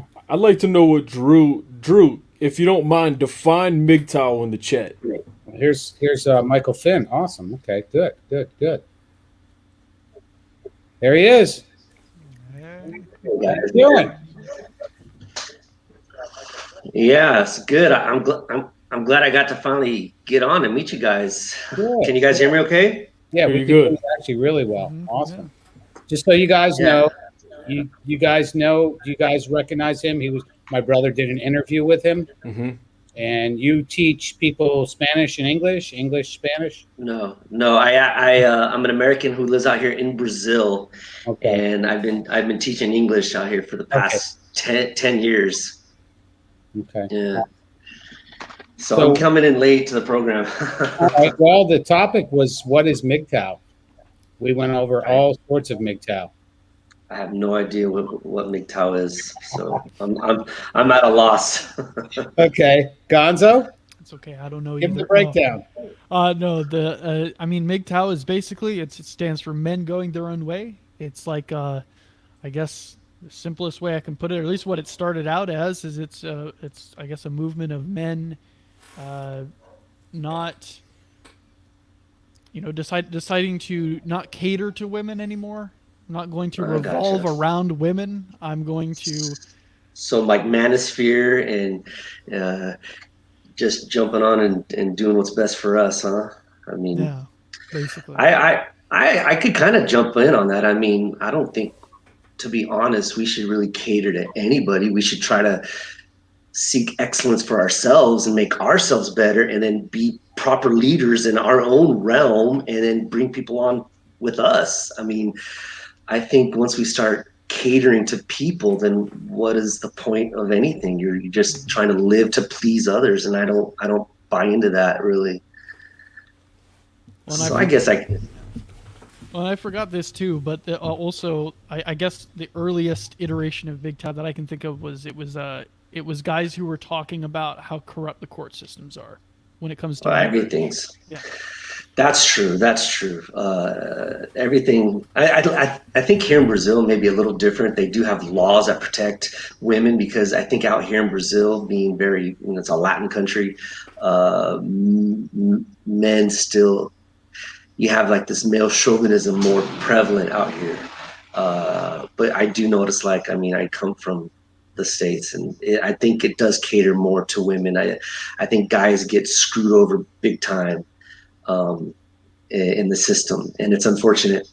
I think it's sad to say, but for some reason, I think the system thinks women are by default better parents. And I think one of the biggest issues we're seeing in society today is the lack of fathers. And I mean, look at how the generations prior to us were. You had strong fathers. You had that rock at home. You had that example. I mean, I think people confuse firmness and discipline as cruelty.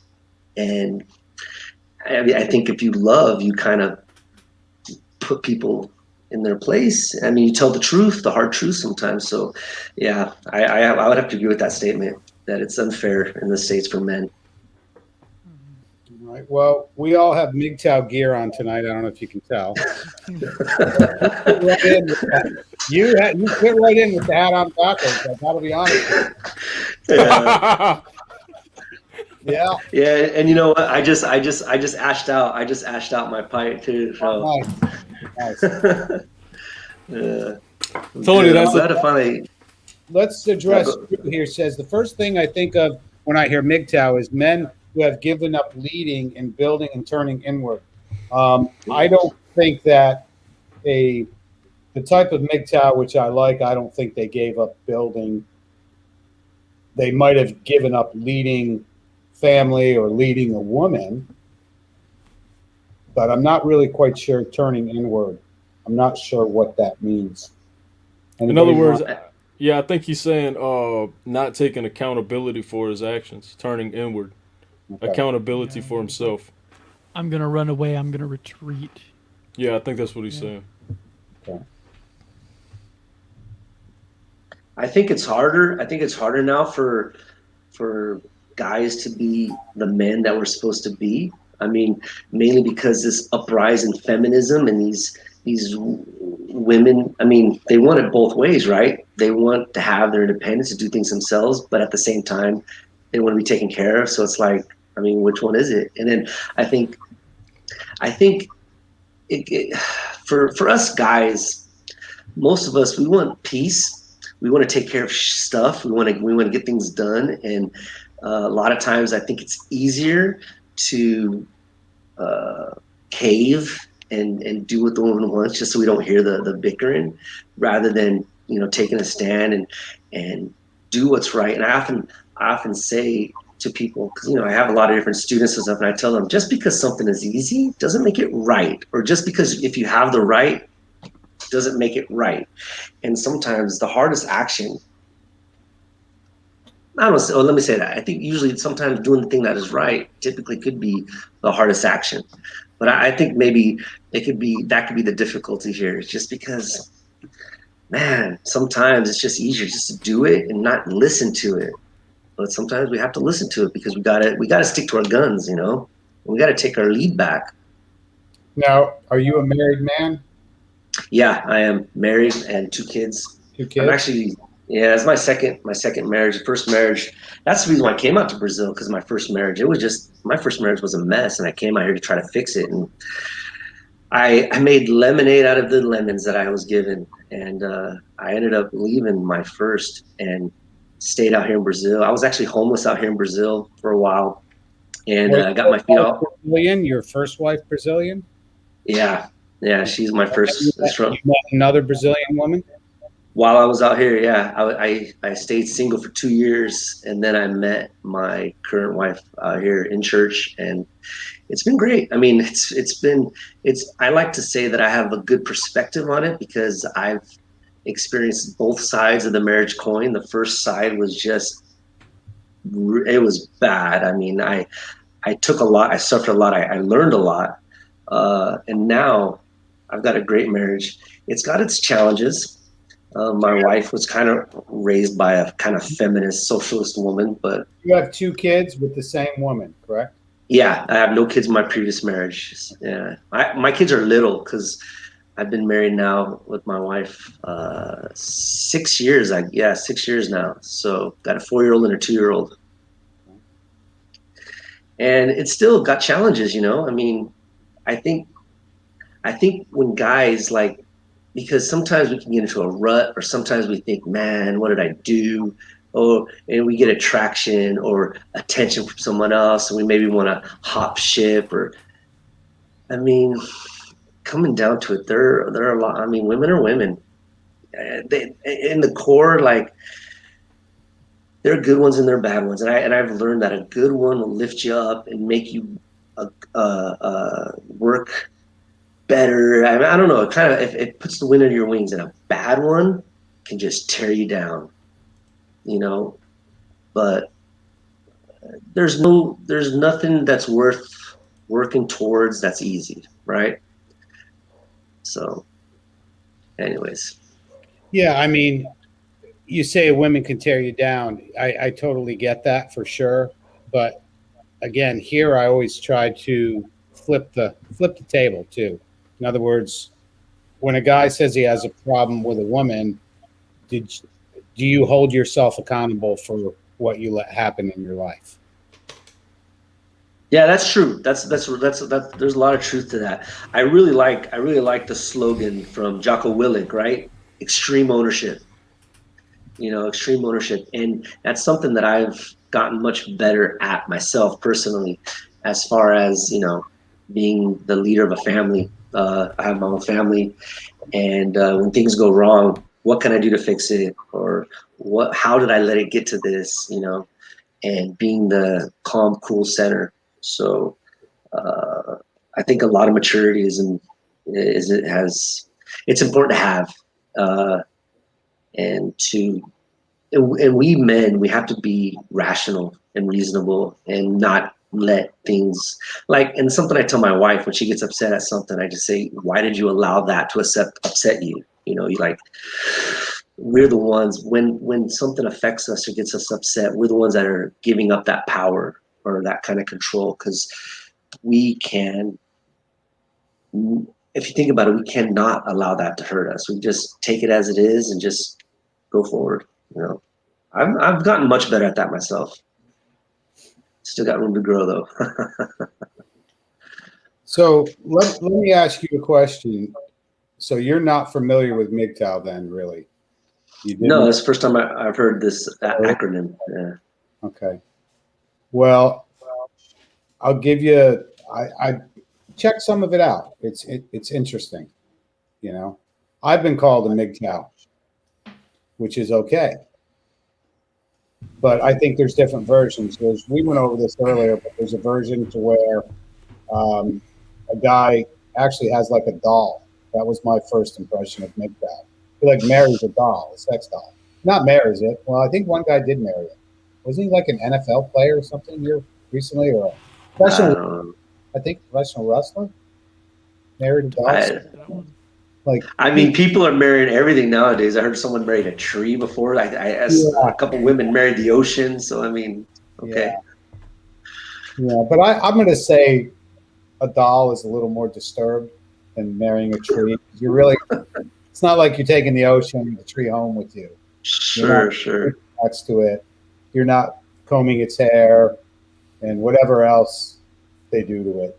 So I think that's something Michael Finn said. You're in Brazil, and when you said that your wife, it's a little tough sometimes because your wife was raised from a kind of a feminist mindset. Yeah, man, I'd love to hear your side of that, because we have that a lot here too as well. But I wanted, a lot of guys think, feminism doesn't exist in other countries. Oh, but it exists. So how does it differ from? Does it differ in American feminism? I don't think so. We live in such a global world nowadays, right? And the United States, right? Hollywood. I come from Southern California, so don't hold that against me. But a lot of filth that seeps out into the world, I think, originates from that corner. You got Hollywood, right? You have West Side, you have San Francisco, you have all this just filth that's there. I mean, look at the state of this. Look at the state of the state right now. Look at that exodus that's just going out of that place. So, my wife. Where's Galaxy when we need him? Well, this is what we talked about. In fact, that was his first statement from, was it 2 Saturday nights ago? He's from California. He's like, why does California get a bad rap? And I'm trying to think who had the best response to that night. It gets a bad rap because of the people who've been put into leadership and the way they've run that state into the ground. I mean, I was born and raised there, and I left there in my, I think 15, 16. I went to live with my dad, and we lived in Nevada, Carson City, for a couple of years. And I moved back at 18, and I stayed there until my 30s, 30 years old, 31. That's when I came out to Brazil. And it's just gone downhill. I remember when I was a kid in the 80s, it was a nice place. It was a nice place. I think California had the 9th largest economy in the world. Los Angeles had the 5th largest economy. Things were working really well. I mean, we had the amusement parks, we had Hollywood, tourist attractions. You had everything in California: mountains, beaches, deserts, forests, cities. It was a place to go to. But these commie socialist pigs that just want everything for themselves, and living in Brazil, I get a better idea of how this mindset works. They just tax you because they want to have the government be your daddy and take care of everything. And I don't need another daddy. My dad did a pretty decent job, and I can run my own life. I like what Dennis Prager says: bigger the government, smaller the person, smaller the individual. And that's what's happened in California. I mean, I left in 2009, right? So that's when I left America in 2009. So that's when Obama, right? Yes, we can, and we're going to fundamentally change America. And look what's going on. I mean, I don't want to put all the blame on him. It's been a progression, right? It's been working towards that way. So here, Brazil's a lot like that, where people look to the government to solve everything, and people forget, like, what made America great. It made America great because it was a country that was founded by people. The government is supposed to be by the people, of the people, for the people, right? You weren't supposed to have these elite people ruling over us. I mean, our first two presidents were the Whig Party, right? So they were kind of the aristocrats. And then we had the very first Democratic Republican as the third president, right? He was a true liberal, Jefferson. He was for the people. And that's how it was supposed to be. And things were supposed to get done at the local level. You didn't need government to have all these charities. You had churches, you had communities, you took care of the poor and the sick. But all of a sudden, everybody, it's like people have gotten lazy. They just want to sit back, drink their Red Bull or whatever and play their video games and just want their free money, their free stimulus check. And it's like, come on, get off your ass, get to work. And I don't know. And it gets back to this argument. I get that too, but now, like, I get the whole, like right now, get off your ass and get to work. But when they shut a state down, what do you do? Get up. Okay, if enough of people get up. You said it. I mean, if enough people get up and go to work, what are they going to do? Throw everybody in jail? I mean, you seriously. said it. Yeah. I mean, you look at the First Amendment of the Constitution. It protects 5 rights. Who's going to be like Ivan always said? Who's going to be the first? That's the. There have been a couple. There haven't been enough though. Yeah. As a guy who's doing it in the church, there's a guy who's a pastor. He's doing it. There's also John MacArthur. Yeah, John MacArthur did it. He stood up against the state of California. Okay, and then you got a guy, Ian Smith Fitness. They removed Jersey. They took money out of his bank account from what he said. Yeah. Like directly took money, and he's trying to make an example out of it and do what he can do and work his way around it, and he's encouraging others to do the same. So those are some of the ones that have been the first, Right. And there's just got to be more. I mean, I'm out here in Brazil, right? And here, like, I tell people here that here in Brazil, like, okay, we're Western. Like, everyone here is in the West, right? South America, North America, even Europe is considered West, right? Western civilization. But I tell people here, you guys, you have an illusion of freedom. I mean, because the rights that we are supposedly have protected are in our founding document. Because our founding document, right, was the Articles of Confederation, then it was ratified into the Constitution. And when they made the Constitution, they had those first 10 amendments, the Bill of Rights, put in at the beginning. And see, that's the thing. We have these rights that are supposed to be protected, and people forget that these rights, the Bill of Rights, the Constitution, was not meant to restrict us. It wasn't. It was meant to restrict the power of the government. That's what it was meant. That's what it was for. And going back to, okay, what are we supposed to do when they lock us down? Get up and go to work. Open up your doors. Everyone do that because, like I said, the very First Amendment protects 5 rights. One of them means peaceably assemble. That doesn't just mean protest. It means assemble. I mean, you can read it. It's clear. As long as you're being peaceful, you can get together. There's no clause for pandemic. when they told us to 15 days to slow the spread, we did that willingly. We're not like cruel bastards. Like, we don't want people to die and drop dead in the street. So everybody, the country, you know, step back. Okay, we can eat 2 weeks, right? We can eat a month. We're getting into a year now, right? We're February now, going into March. So I don't know. Yeah, I seen this coming a mile away. From day one, Yeah. when this pandemic became mainstream, I seen it coming. So people are just gonna follow. People ain't gonna do nothing about this. That's the sad truth, and I think that's happened because of a process of conditioning that's been happening for the last, I don't know, maybe a couple decades, two decades, and then media, and then the smartphones and entertainment, and then we just start to comply, you know. I want to ask Michael Finn something too. Michael, are there any Mgtows in Brazil? I don't think so. Well, I mean, I'd have to think about that. Men going their own way. No. I wouldn't say that there are. What about incels? I mean, there's incels everywhere, which is involuntary celibate, which sometimes align with the Mgtow community. I don't think so. Brazil, it's a pretty hot country. You got Carnivore, you got, you know, string bikinis on the beaches, and you got, I don't see there's people who self-celibate are here, you know. I don't see it. People like to drink, people like to party, and people like to dance, and even like these lockdowns, people don't really observe them that much, even from the beginning. They closed down, like the shopping, they closed down places, but you still see people at the beaches and stuff now. So no, I don't see it. The culture here is very interesting.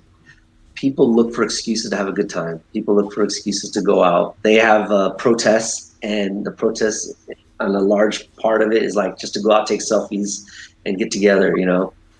So I don't see this Mgtow here. Well, that's where Mgtows go, is to Brazil too, to find women. That I know.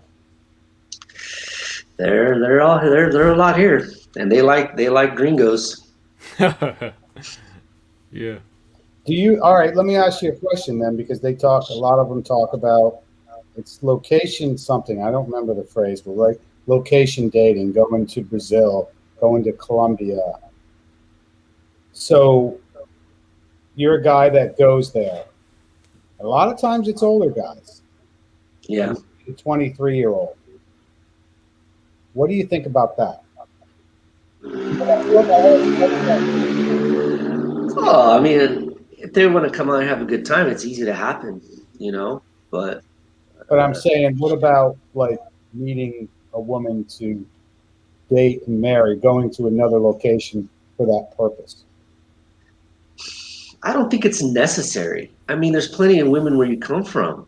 I think any woman that you want to get yourself involved in, you gotta, what's your end goal? Is it just a play? Is it just a hump?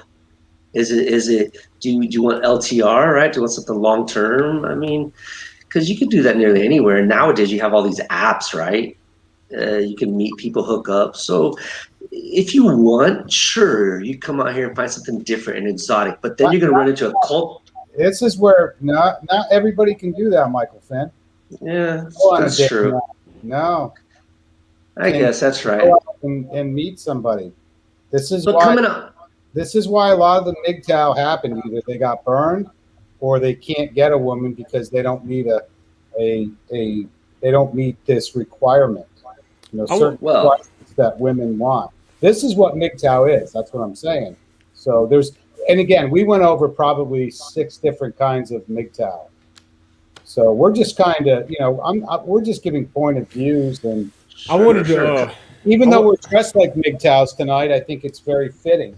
I wanted to ask Mike a question. And somebody will be offended by that, I'm sure. Whatever. Yeah, but exactly. I wanted to ask Michael Finn a question. Is there less entitlement when it comes to women in Brazil than there is in the United States? And if I got to define entitlement, I will. I mean, like physical entitlement, like basically a not attractive girl who thinks that she deserves higher or thinks she can get higher, and so therefore presents like this sort of like over entitlement, which trickles down, and it's a really nasty thing to see. Is there any of that in Brazil? I see you thinking about it. So I'm thinking about it, and I'm trying to think back to the people who I have encountered as far as like students and stuff, because I've taught all kinds of people. Yeah, I would say this is more with the younger generation, early, in their 20s, early 20s and stuff. A lot of these college, I think they think like this. The colleges here have turned out like they have in America, kind of indoctrination centers, and you have the right. One thing here in Brazil, they push a lot of this thing. You have the right to do it. You have the right to do it. So yeah, I would say it exists here.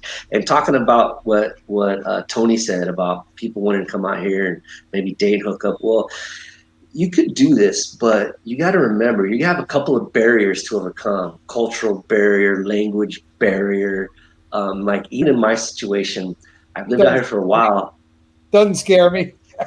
Yeah, that's cool. Living out here as long as I have, I still have clashes as far as these cultural clashes, because I mean, as you can see, like my setup, I'm an American, proud and true, and like my way, I'm very forward. I'm very I don't beat around the bush. And Brazilians, like, they're really sensitive people as far as like emotionally. They take offense, and they're not very direct. And I interact, and I'm cool. I treat everyone the same, but I'm pretty direct, and people get offended by that. Like my wife often tells me, "Why did you say that?" I was like, "What did I say wrong?" "No, that was so offensive." I just said the truth. But So that's really the culture, then, is what it is. it is. That's what I mean. You have a big culture barrier, So, but it's cool, man. The families tend to close themselves off too, right? A little bit, yeah. It's starting to change. But this culture is very family oriented, and people stay at home with mom and dad until they get married. But this is starting to change nowadays. Oh man, I hate to hear that. It's changing for more single parent households, I'm sure. Yeah. It's not changing in the right way. There's a lot of Brazilian single moms in the United States. A lot. Yeah. I know. Yeah, I know. Because they go out there, they get married, and then the guy ends up leaving. Or that happens. It happens here too. You have guys here. You have guys here who father children from, like, I don't know, 3-4 different women. They just kind of hop around. It's pretty prevalent out here. Let's look at Vlad Dracula's, what his statement is. Unless I'm mistaken, I'll look into it. Mgtow does not mean celibate. Okay, what we were talking about earlier with Vlad Dracula, that the Mgtow community has a lot of incel people that kind of, again, we'll go back to involuntary celibate, involuntary Mgtow. In other words, they're forced into that lifestyle because they can't meet somebody, a girl or a woman, or I don't like saying the word partner, but and then he says, in my mind, Mgtow done right is the exact opposite of celibate. Okay, and then he says the opposite of lazy or unmotivated, and I will definitely agree with him that that's a big part of Mgtow for sure. It's like when we first talked about stacking cash and slapping ass, basically. I mean, that's what Mgtow is. But the way you just that's the free agent lifestyle. That's Coach Greg. That's exactly what I was going to say. When I heard you describe Mgtow, the first person I thought of was Coach Greg Adams. Going your own, freestyle.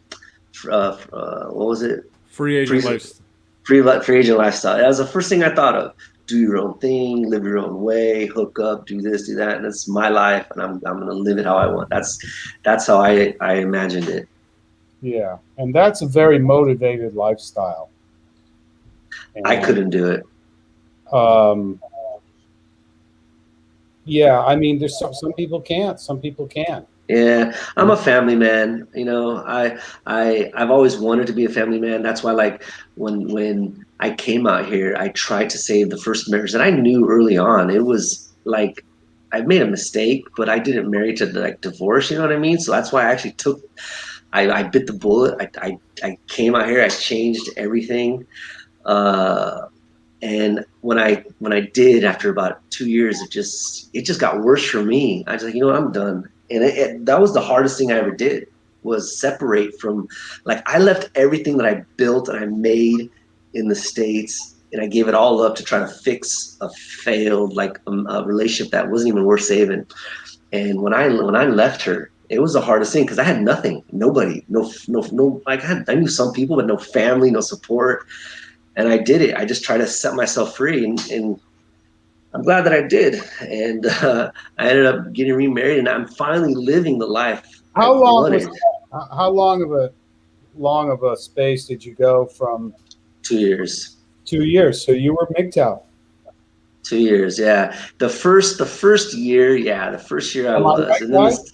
I mean, that's Mgtow. Uh, but then Gonzo, I kind of, but then I found my way again, because I always wanted to have what I but have, for to be two the head of years, the head of my family. for 2 years, that is a Mgtow lifestyle. I had to free myself. I had to free myself. I felt myself dying in that relationship. I felt myself like I'm a person full of life, and I was just like a little flame. Like I was just one little, and I'm done. So I had to free myself, and it was scary. I won't sugarcoat it. It was one of the toughest moves I had to make in another country by myself, but I did it, and now things are getting better, but there's challenges still. Yeah, I just think that there's versions of Mgtow that all it's kind of like under the blanket of the manosphere. You know what I mean? There's all different subcultures and things like that. And Mgtow is one of them. I mean, it is. I think it's, Interesting. yeah, I mean, it's underneath the same kind of blanket, and it's not. And I think a lot of it stems from a guy having a bad issue with a woman. I think that's usually where it starts. I mean, we all know that, like Gonzo and Man and Mr. Finn, but the entry ticket to the manosphere is usually trauma. It really is. I Guys, think trauma is yeah, the trigger for many things. yeah. I mean, guys are reaching out to Coach Greg because of a lot of times it's trauma. And I don't want to make a guy sound weak, but sometimes guys have their weakness, and then they kind of wake up and say, you know what, I'm going to live life on my terms. And I think that's what Mgtow. I think that's what the positive Mgtow is. And I think you can live life on your terms and still be in a marriage. Of course, that you can. Mm-hmm. See, that's the thing. Like, when you started describing it to me, I thought, well, yeah, that should be how it is, because we as men, we should be leaders in our world, in our realm, in our world, like what we're creating. We're This is the way I see it, right? I'm a Christian. I'm old fashioned, and the way I see men, we're supposed to be leaders in our world. So here I am. I have a family. I have my home, and I'm the leader. I take the hits. I solve the problems. I lead my wife. I discipline, educate my kids. I rely on her to kind of help me mitigate and guide this ship that I'm on. Like I'm the captain of the ship, and that's the way it should be. So I would agree with a lot of that, Yeah, Tony. and it is. I mean, again, but then you have also the where, like, don't get married because you're going to give half your shit. I mean, the reality is that I think I think MGTOW does a good job of protecting men through the court systems and, that whole meat grinder. I think Yeah, that's a part of it also.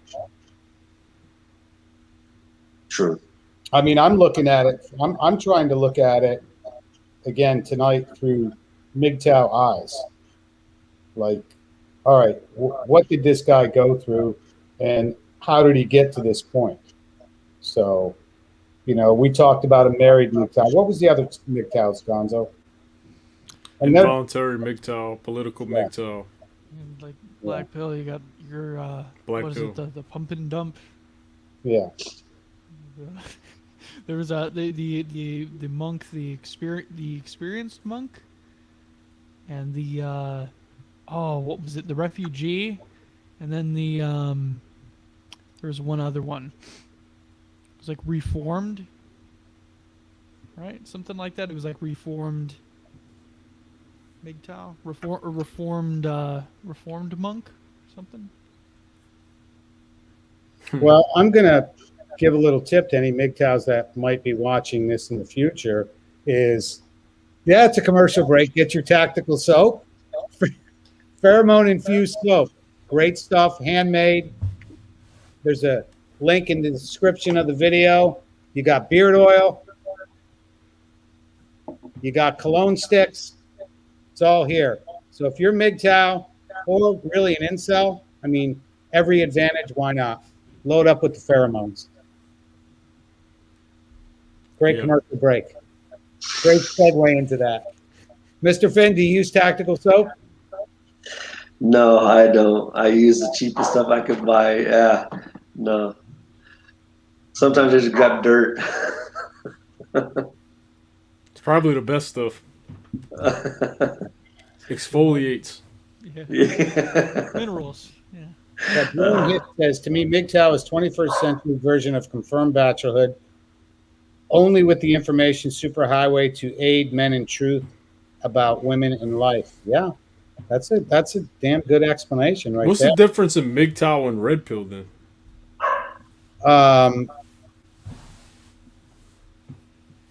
With that being said, I want Well, to say that I think isn't red pill like you just wake up to the truth? You know, you see what it is, but maybe you haven't made a move yet. And I think MGTOW, you actually made a conscious decision. I'm gonna go my way. I'm gonna seek my path. I mean, I don't know. That's the difference. I think maybe you have to take the red pill before you can go MGTOW. Maybe. yeah, Maybe that's the first. You have to I be think unplugged. I think that's accurate. I would define red pill as in seeing things for how they are, not how you want them to be.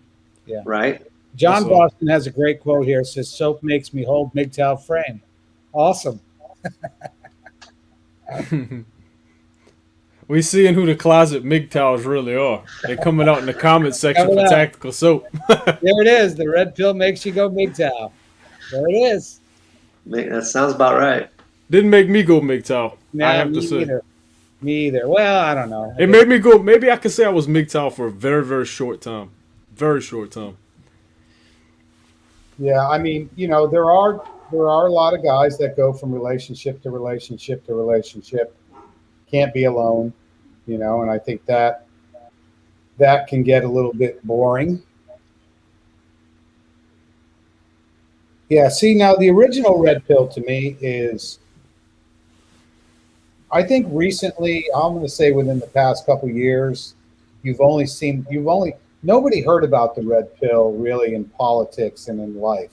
The red pill wasn't about that. I think the original red pill is sexual dynamics, is what the original red pill is about. Obviously, they didn't talk about that in the Matrix, but I think that its first reference was to sexual dynamics.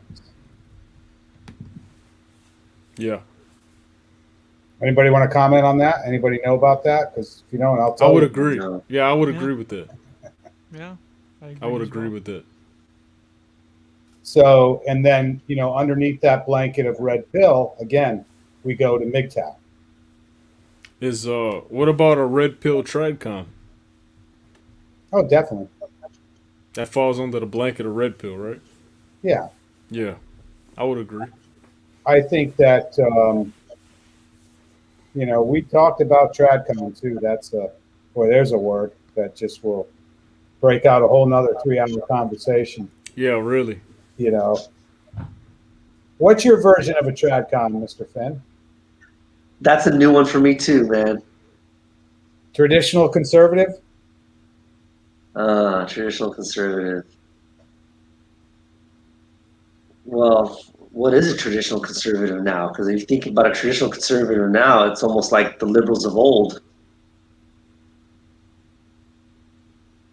right? Small government, community-based, take care of my own stuff, get out of my way, government.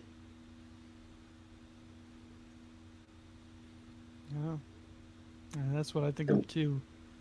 That's what I think of it. Because if you look back, seriously, people like Kennedy, Franklin Delano Roosevelt, that nowadays they would be considered like they would be canceled in this cancel culture, with the views and the things that they stood for, so Yeah, definitely. that's how I would see it. I don't know. Well, your homework assignment, Mr. Finn, is to check out Mgtow videos. Yeah, I'm gonna have to. I mean, and it's very interesting. It really is. I mean, I think we've all been there, whether you don't think so or not. I think a lot of guys have been there. And again, I'm going to bring up the incel part of it, and I try to understand that part. There's guys that are awkward. There's guys that, just can't seem to find a mate. So it brings them into this community of guys that, tell them sometimes it's good, sometimes it's bad.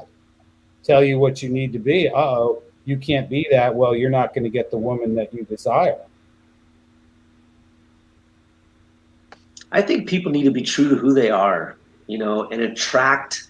I mean, I think if you are who you are and try not to be someone you're not, you're going to attract a person that fits you.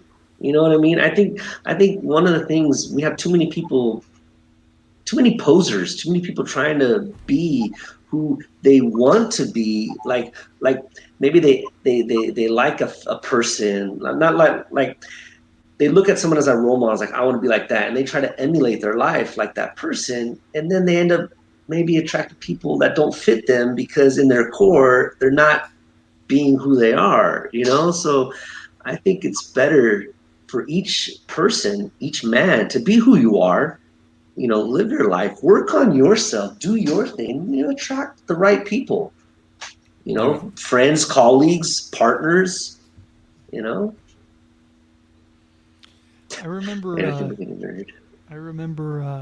George Bruno telling a story that has always stuck with me, but it was about because he cuts hair, and he has this story about how he was cutting this guy's hair, and he had a scar across the top of his head. You guys know the story I'm talking about? I think so. Yeah, I've heard this. But yeah, he had he was cutting his hair, and then he had this big scar.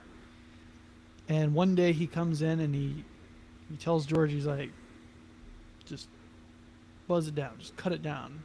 And he hesitated for a moment. It's like, well, people are going to see the scar. And he said something along the lines of like, I want to embrace what makes me different. And that was something to smoke on there. Yeah, that's important. I think too many people are they're so worried about like what other people think of them. And I think that's one of my superpowers, because I can really care less. It's one of the things I get into with my wife, because she's always concerned, oh, the people are going to say this, people are going to say that. So what? We'll go to places like a restaurant or somewhere at the beach here. It's really nice. And it's so funny the way Brazilians are. They're kind of rude in a way, at least where I live. It's the way they interact with people. But when it comes to eating, they're so polite. They don't touch fork and knife, this and that. Whatever. I'll eat some baby back ribs and I'll suck the bones and eat the marrow and whatever. My wife's like, oh, my love, don't do that. People are looking. So what? Like, too bad I don't pay my bill with their opinions. I don't care. So I think, I don't know, more people should be like that. I mean, we would get along, Michael Finn. We would get along. I'm the same way. I mean, I'm not going out of my way to embarrass my wife. I'm not going out of my way to like cause a scene, but I'm enjoying my food. What's it to you? Mm-hmm. I'm not a pig. I'm not like making a mess all over the place and picking up the plate and slapping it up. No, but I'll eat pizza with my hands. People in Brazil is fork and knife. I mean, come on, guys. If you go out for soup or like Vietnamese pho or something of that sort, and you finish all the meat and noodles and things, and you got the juice left, what do? You pick it up, right? Yeah. Pick it up and slurp it. Yeah. Yeah, me too. So, It's funny. It's really funny. So I mean, getting back to that point though, I think just too many people nowadays, and I think maybe it's because of social media and Instagram and these selfies and everyone just wants to save face or I don't know, try to be someone that they're really not just to make other Yeah. people like them. Whatever. Yeah. You know, they like my opinion is they don't like me. All right, it's not my problem. It's your problem. I mean, We've got a comment here. It says, "Be who you are," and I know that's what yeah, you're talking about. that's But, exactly what I'm talking about. okay, but a lot of guys, what's going to happen is they're going to say, "Okay, I'm going to settle for this 400 pounds. I'm going to not improve." No, But a lot of guys do that. Like that. A lot of guys, that is the explanation of be who you are. I don't have to improve myself, right, Gonzo? Okay, so Can we Yeah. repeat that again? What was that? In other words, you don't have to. In other words, be who you are. In other words, you don't have to improve yourself. So what? You don't look nice when you go on a date. You just whatever. Yeah, But there is the dark side of that. Yeah, that's the side we're talking about too. Is okay, that that can be a statement to where, like, I'm going to do what I want. I'm going to dress. I'm just going to not look good or whatever. If you don't like me how I am, well, that's too bad. yeah, I get that point, but I don't agree with it because when I say be who you are, it's like who you are as like a person, like your character. Like, don't try to change that part of you to please anybody. What I'm saying though, you should always try to improve. Always try to make yourself the best version you can be.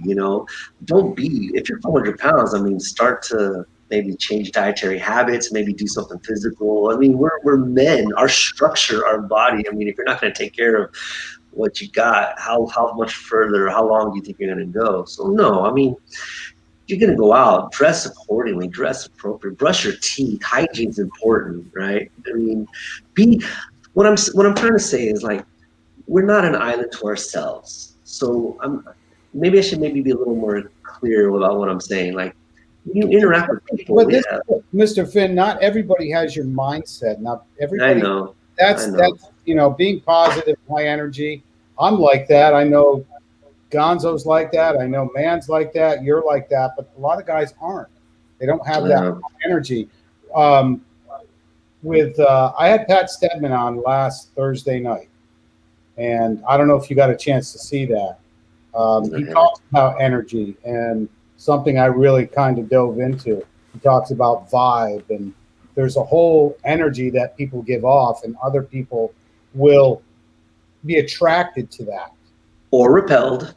Yeah, or repelled, or you have like an energy vampire, where somebody will suck the energy, the life out of you to make themselves feel better.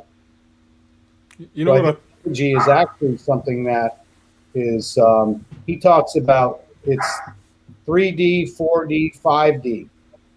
And it's not dimension. It is, what was it, Gonzo? Did you guys watch that? It's not three-dimensional. It's Dynamic? What was it? Oh, jeez. I'd have to refresh on that one. Yeah. So again, a lot of guys don't have that. So that's why they go Mgtow. They don't look, and I'm not knocking Mgtows at all. I'm just trying to figure out what makes a guy go to an extreme. I hear you.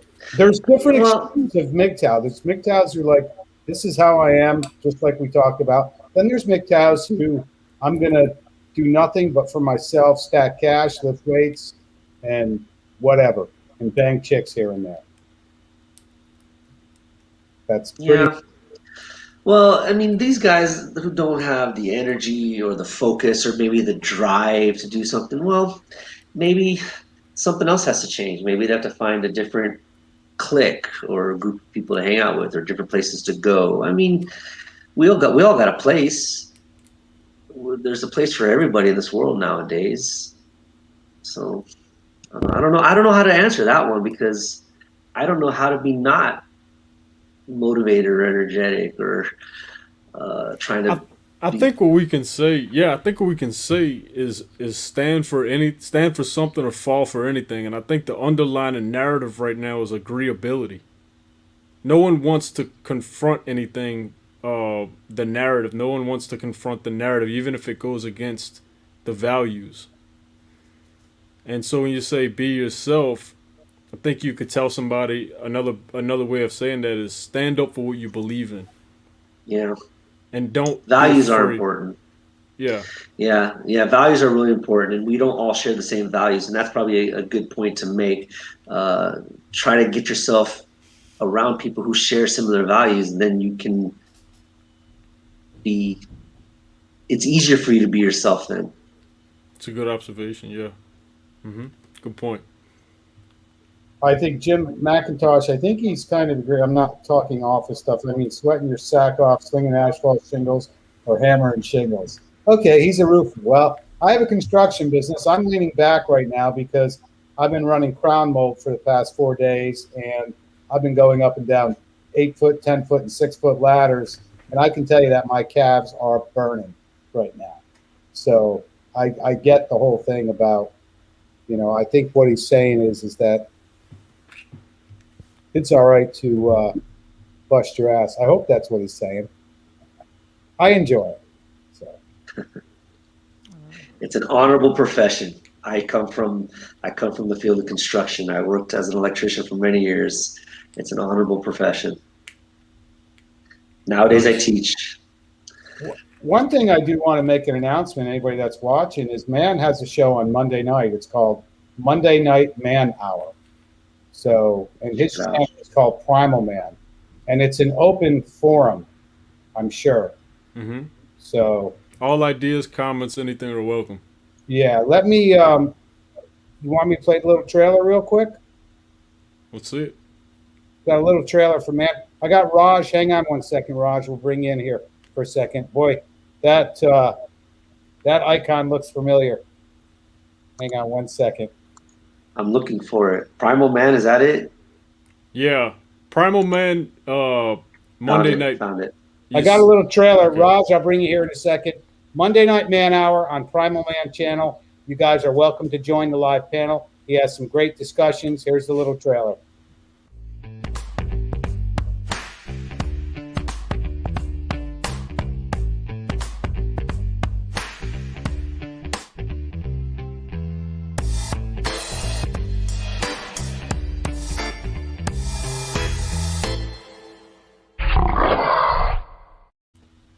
I made that up for him today, so there's his new little trailer.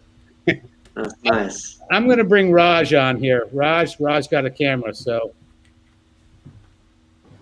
Raj, hello, how you doing? Hello. I'm fine.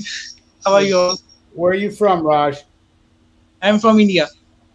Are you in India now? Yeah. Okay. You know anything about Mgtow? No, I'm in first time in your stream. I'm sorry? It's my first time in your stream. It's your first time in the stream? We're talking about Mgtow. You familiar with Mgtow? Sorry, I don't know. No, it means men going their own way. I'm sorry. But before I want to say anything, I just want to say thank you so much for giving me this opportunity because I love to talk with you all. Okay. It's good to have you. We're glad to have you on. Yeah. So let me ask you a question, Raj. Are you married? Are you single? Are you dating? I'm just a student. I'm studying in 12th class right now. So you're not dating any women or anything like that now? No. I'm still single. Okay. Do you plan on having a family or getting married? Yeah, little bit. How old are you? I'm just 19 years old. 19. Okay. Nice. By the way, I don't know your all name. Can you please all introduce yourself? Because I just already said that I'm Raj from India. I'm 19 years old and I love to play music. I'm a guitarist. So I want to know about you all. Okay. Well, what we're doing here is we're talking about Mgtow, which is a man going his own way. Okay. In other words, not dating women or dating women and stacking cash. Any comments on that? No, because I don't know about that the topic, because in this age I'm doing only study, so I don't want to focus that kind of the things. Okay. Wayne says, and I heard this too, Mgtow is growing in India. I'll have to agree with you there. I heard the same thing. And I just want to say sorry for my bad English, because I got little bit nervous, so the words I am throwing right now, it's maybe got some wrong. No, no, no. You're doing fine, Raj. Your English is okay. Relax. You're doing well. Yeah. Mr. Finn is an English teacher, Raj. Yeah, I have a lot of I do have a lot of followers from India. So don't worry, don't sweat it, Raj. You're doing well. It takes a lot to do something like this.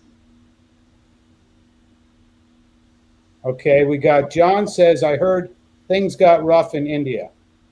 I heard men got things rough in India. Is this true, Raj?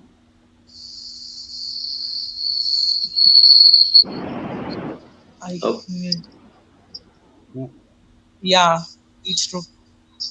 It's true? Okay. Yeah.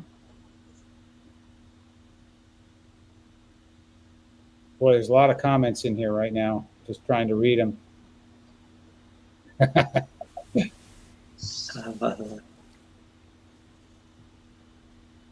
MGTOW movement in the U.S. is pronouncedly different culture than is in present India. I'm sure it's growing movement, but I can see it has a lot of fuel and obstacles. Yeah, I think we talked about guys from India earlier. I don't know what happened to Raj, but I'll bring him back in when he gets his camera on. Well, that was a nice little treat from India. I was hoping it was somebody from a MGTOW stream. I really was. And again, let's not. He could be trolling us. I mean, I don't think so. I've had Indians jump on when I was going live more often in my Instagram, and sometimes they want that opportunity to get on and speak and practice. They're very sociable people, you know. I mean, there are a lot of them that live really close together, and they're really sociable. I'm going to bring him back on. Raj, well, he's gone now. I was going to bring him back on, but that's all right. All right, let's bring him back on. Any of you guys throw some questions at him, and let's stay on the topic of MGTOW for sure. So ask him some MGTOW questions for India. You're back on. Hello. By the way, I just want to Finn, you looking so cool.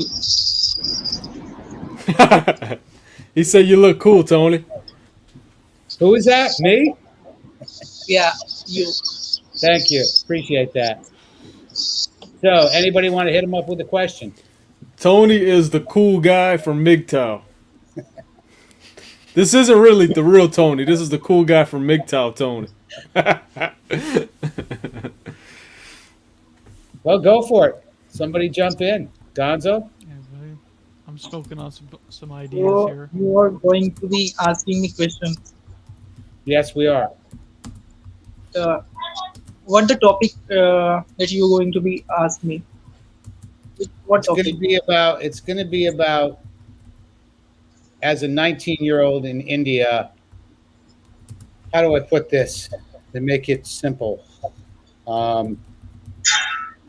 Gonzo, how can you make it simple for me? How do I make MGTOW? How do I make MGTOW simple? How are men in India? How are men in India doing things their way and not the way of other people? Only men's. On emails? No, only you want to know about India's men's, no? Well, yeah. The men in India, how are they doing things their way as individual men and not as groups or a group culture setting? honestly, I just want to say, in India, not only for the man's, all the people, uh, they can't explain themselves. Matlab, just give me time. So I can't find words. Uh, Actually, in a camera, I got nervous. Can I turn off my camera, please? Sure. Thank you. So hello guys. So Indian men's, they were just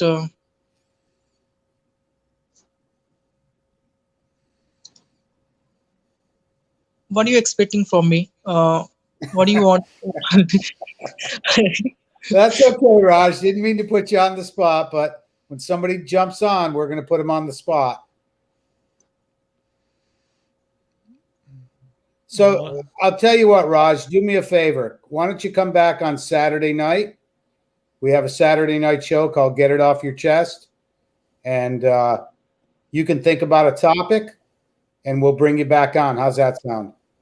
Yeah, I will be there. Okay. Raj, thanks for jumping in, and we'll see you Saturday night. Thank you so much, Tony, Tony bro, and Mr. Finn. You also looking so cool, and Chris. Okay, Chris. Nice to talking with you all. Actually, I'm sorry for my bad English because no, I didn't understand the topic your discussion right now. So it's my first time in your stream, and do you know what? Actually, it was my dream that I want to join someone's stream. Oh, good. By the way, where are you from? Where are you from? All I am in Florida. Mr. Finn is in Brazil, and Gonzo is in Texas. oh my God! So I joined Florida, Brazil, and which which one? Texas, Tex- the Texas. Republic of Texas.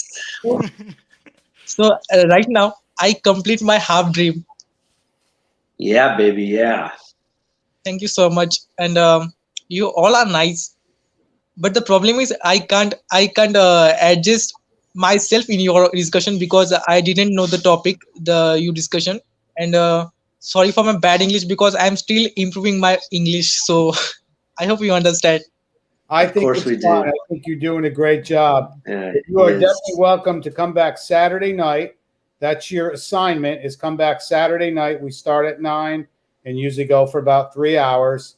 And it's called Get It Off Your Chest, so you can bring up a topic that you would like to talk about. And we'd love to have you back on. Thank you, I will be there. Sounds great, Raj. Thank you. I appreciate you. And Thanks for in the stream. love from India, guys. Cheers. Thank you. Yeah, that's really good. That's good stuff, Tony. I like the fact you do this. I've been wanting to come on here for a while. This is my first time on the stream too. It's really cool stuff. Well, we're running way later. Usually, I think Saturday nights are a little bit shorter, but this is cool, you know. And you are definitely welcome to come on Saturdays. Saturday nights I'll try. Yeah. a little bit wild sometimes after about 11:30. We started a little early last Saturday, but we get quite a group, and YouTube is doing a great job of pushing me around. So especially on Saturday nights. We're gathering a pretty good audience. So anybody watching, jump in on Saturday night for sure. So, but I think it's that's when you can join the live panel. I'd love to see. I mean, there's been people like Tony 513's been on a bunch of times, John Boston, but anybody else in the chat that wants to come on. I see Dwayne Hicks. There's been a lot of people. I don't want to miss anybody real quick here. Vlad Dracula, of course, Jim McIntosh, Peekaboo. So y'all are welcome to come on. So we got a question for Mr. Finn. Let's see what it says. Yeah. Okay, question for Mr. Finn. I've seen many comments from Brazilian men that Mgtow was spreading there. Are you seeing any of that? You know, I'm not, but at the same time, I haven't been looking. And unfortunately, I've been locked indoors more now since this whole last year. I had to adapt and give more classes online. And at the same time, where I live in Brazil, it's not as heavily populated as the bigger cities in the south, like Rio de Janeiro, Sao Paulo, Curitiba, and places like that. But I'll keep my eyes open now, and I have an assignment now, right? Tony gave me an assignment. I'm gonna research this stuff a little more because this is all new to me. I'm gonna give you a channel to go to. I'm gonna give you a channel to go to. Send me the link. I like this stream, and they go on Saturday nights. Boy, I've seen them go as long as 7 hours. I think we've only done 6.5. So well, yeah, this is way past my bedtime. I was actually on a Zoom meeting, and then I got off, and then I was testing my new equipment, and I saw that you were live, and I was like, I got to check out Tony's stream because I've jumped on a few times and just watched it, and you threw the link out there, and I was sitting here debating. I was like, should I jump on? Should I jump on? I don't know if I should. Should I? I'm glad you came on. Yeah, me too. I sent you I think on Instagram, right? A note to jump on the stream sometime, for sure. Yeah, you did way back when, yeah. And I've been meaning to, but life is tough. Yeah. Family, time difference, you know. No, I'm kind of off tomorrow. Let's just say I'm not physically working. I'm office working tomorrow. So I'm never off. Yeah, well, me either. I consider working in my office and doing estimates is it's work. It's just not physical. So John McIntosh says, I'm out. Got a plan to survive the neo-communist onslaught. Take it. Well, thanks for joining us, Jim. That's awesome, man. Great. Get my samurai sword. Yeah. Hell Great yeah. parting comment. I gotta clean it up though. So, Gonzo, any closing remarks on Mgtow? You can do it, guys. Don't ask me to do it. This is new. I got to research it. One of the channels I do want you to watch, it's called Mgtow Dictionary. I'm going to look it up right now. Oh, yeah. Yeah. Yeah, they're serious. They're big on very big on like dating coaches, and they call them dating roaches. I agree, and I'm kind of on the fence about that. I mean, do I think there's scams out there? Oh God, yeah. But do I think a guy could use a dating coach? I think it's the word, even lifestyle coach. But I think they're saying that somebody can't. There's different definitions of game, so there's just so many places you can go with that. But it's a really interesting channel, and I do enjoy listening to it when I get a chance, and just listening to the streams occasionally, or kind of flick through, because they do shoot some long streams. But you'll get an idea. You'll get an idea. That's a good one to start with. Would you agree, Gonzo? I mean, I'm not as well watched, as well read. I don't know all of the I assume that there's a massive buffet of Mgtow content out there, and I have not partaken in much of it. So they have a stream that's 8 hours and 20 minutes. Wow. Yeah, I told you. I'd have to say, yeah, should look into it. So yeah. For me, like, especially driving from a job, or I don't listen to the radio when I'm driving. Sometimes I don't listen to anything, but if I'm trying to, I like diving into other things. I like, I don't take a ton of I'm very picky on my Manosphere content. I do like all the stuff from 21 for sure.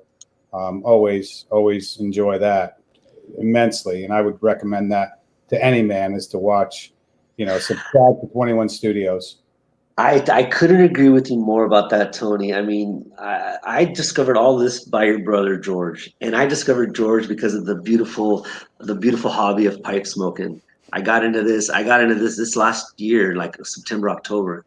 And I was researching it because I like to learn about things that I'm into. And I discovered your brother, and I really just started falling in love and interacting with him.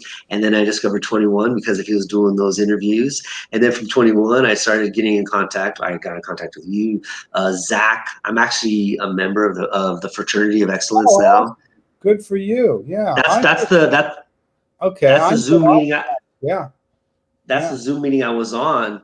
That's the Zoom meeting I was on before I came on here. I actually left there because it was getting really late. I was like, I need to sleep. And then I saw you. I was like, I don't know if I should get on. It's already late. I was like, I got to do it. So, I mean, all of this is new to me.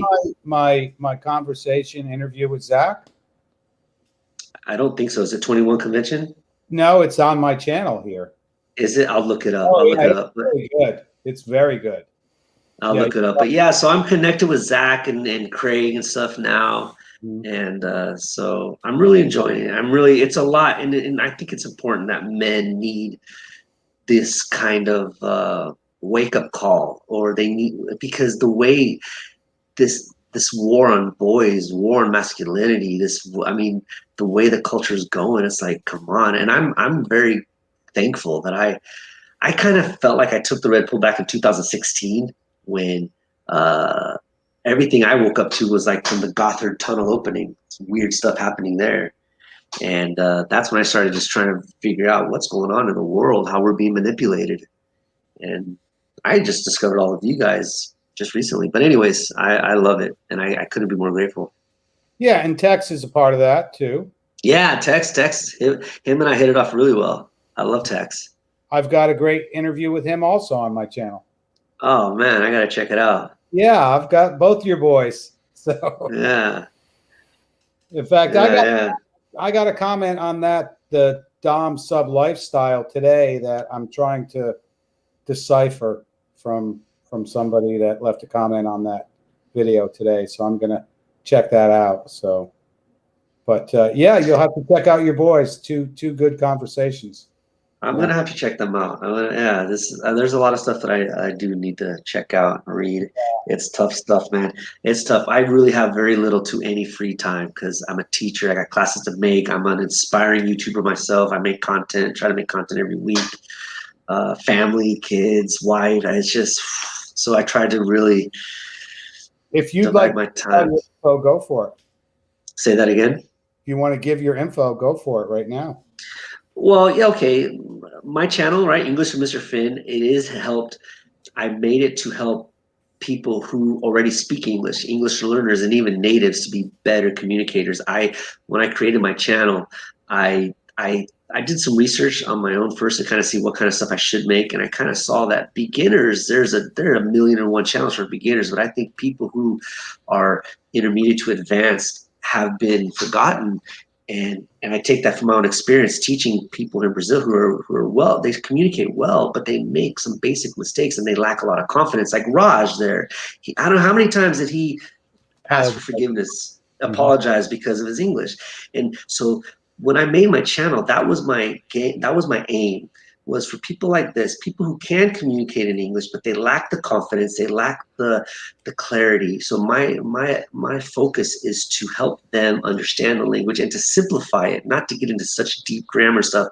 And a couple of months ago, I started doing a tongue twister every week just to make something fun, even for natives, to try to decipher, like to spit out a tongue twister, just to make it fun. So that's my gig, that's my channel, that's what I try to do. Even on Instagram, I just try to bring English to, try to make it more entertaining, more fun, and practical, even for natives, because I've seen natives make some really bad errors or mistakes, not errors, mistakes with the language. So that's my channel, that's my stuff. Okay. English with Mr. Finn. English with Mr. Finn. Check it out, especially Carly, who just joined the chat. She's got some comments here I'm going to put up. It says, white men night. Okay. Hey, no, I'm trans black. We are in charge now. Get over it. If you could do that, please. Well, she seems nice. Okay. Suffering Charge guy. of what? That's what I tell everybody. In charge of what? Oh, Lordy Lord. Large and in charge. Yeah. Yeah, that's yeah. All right, Carly. Well, I appreciate your comments here, and we'll put them up there. So, and join us on Saturday night if you would, Carly, because it's another white men night, as you would say. Actually, it's not. If you look on my channel, I've got we don't. First of all, we don't discriminate here, and I think that's Yeah, she missed Raj. a discriminating comment. Raj. Just Yeah, she because missed men are Raj. gathering. So, well, she says, sorry, I missed the stream. Okay. Well, It's all right, no problem. It'll be archived. You know what's funny? It breaks my heart too that things nowadays have become so like white, black and trans and gay and straight, and I mean, come on, what happened just being hey, people? We all bleed red. We all have emotions. I assume most all have dreams, and it just breaks my heart that people are just automatically categorized or you're written off because you're a straight white male. That's like the taboo. I'm going to give Carly a personal invite for Saturday night. Saturday night, Carly, is get it off your chest. And if you want to get something off your chest, Saturday night is the night to do it. Tonight is Mgtow night where we were breaking down Mgtow and giving our points of view and our thoughts on it. It's not saying that it's right or it's wrong. It's good or it's bad. I think everybody has their own opinion on what type of content they've seen or what they've heard about Mgtow. So, or like myself, never heard about it until tonight. Yeah, well, there you go. Well, if there's anything that I've learned, and I just thought I would throw this out there, a bit of wisdom, you really can't judge anybody based on anything. I've seen some people, they come out and say, I'm a Christian. And then they're turning around and they're supporting things like Black Lives Matter.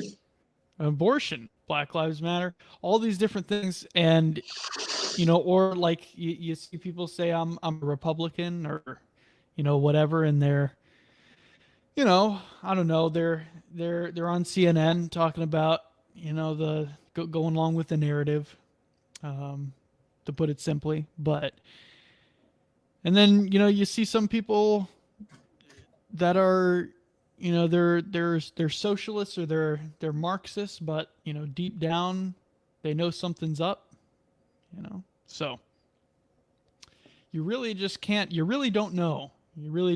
So I don't go by the labels most of the time. Yeah. I avoid those. Yeah. I mean, yeah. I just like, I want to hear what people have to say, That's what counts.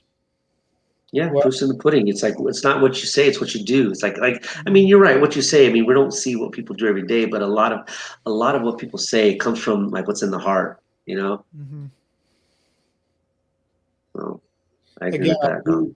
I am an advocate for freedom of speech, but again, this channel is a little bit of a dictatorship, we'll say. So the only thing we don't, I just don't like too much negative. Let's just put it that way.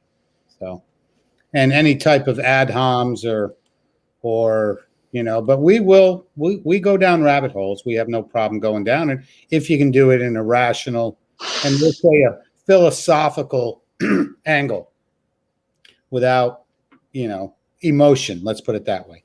So we are not emotional here. We are not. We try to be rational and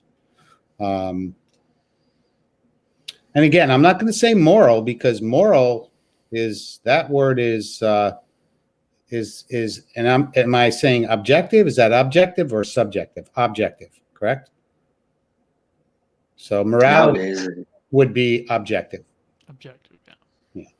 So, but that's what we do. So, and ad hums. She says, I am not emotional either. Okay. Yeah, Unless looks like she's. unless you piss Looks me like off. she's. Oh, looks like she was yelling that. That's if I read cap locks right. Oh, that's great. I love that. Yeah. Well, you're the English teacher, so. I mean, how it's interesting thing about texts, right? Text messages. Oh, I mean, yeah. how do you convey emotions? Cap locks, punctuations, things like that. Right.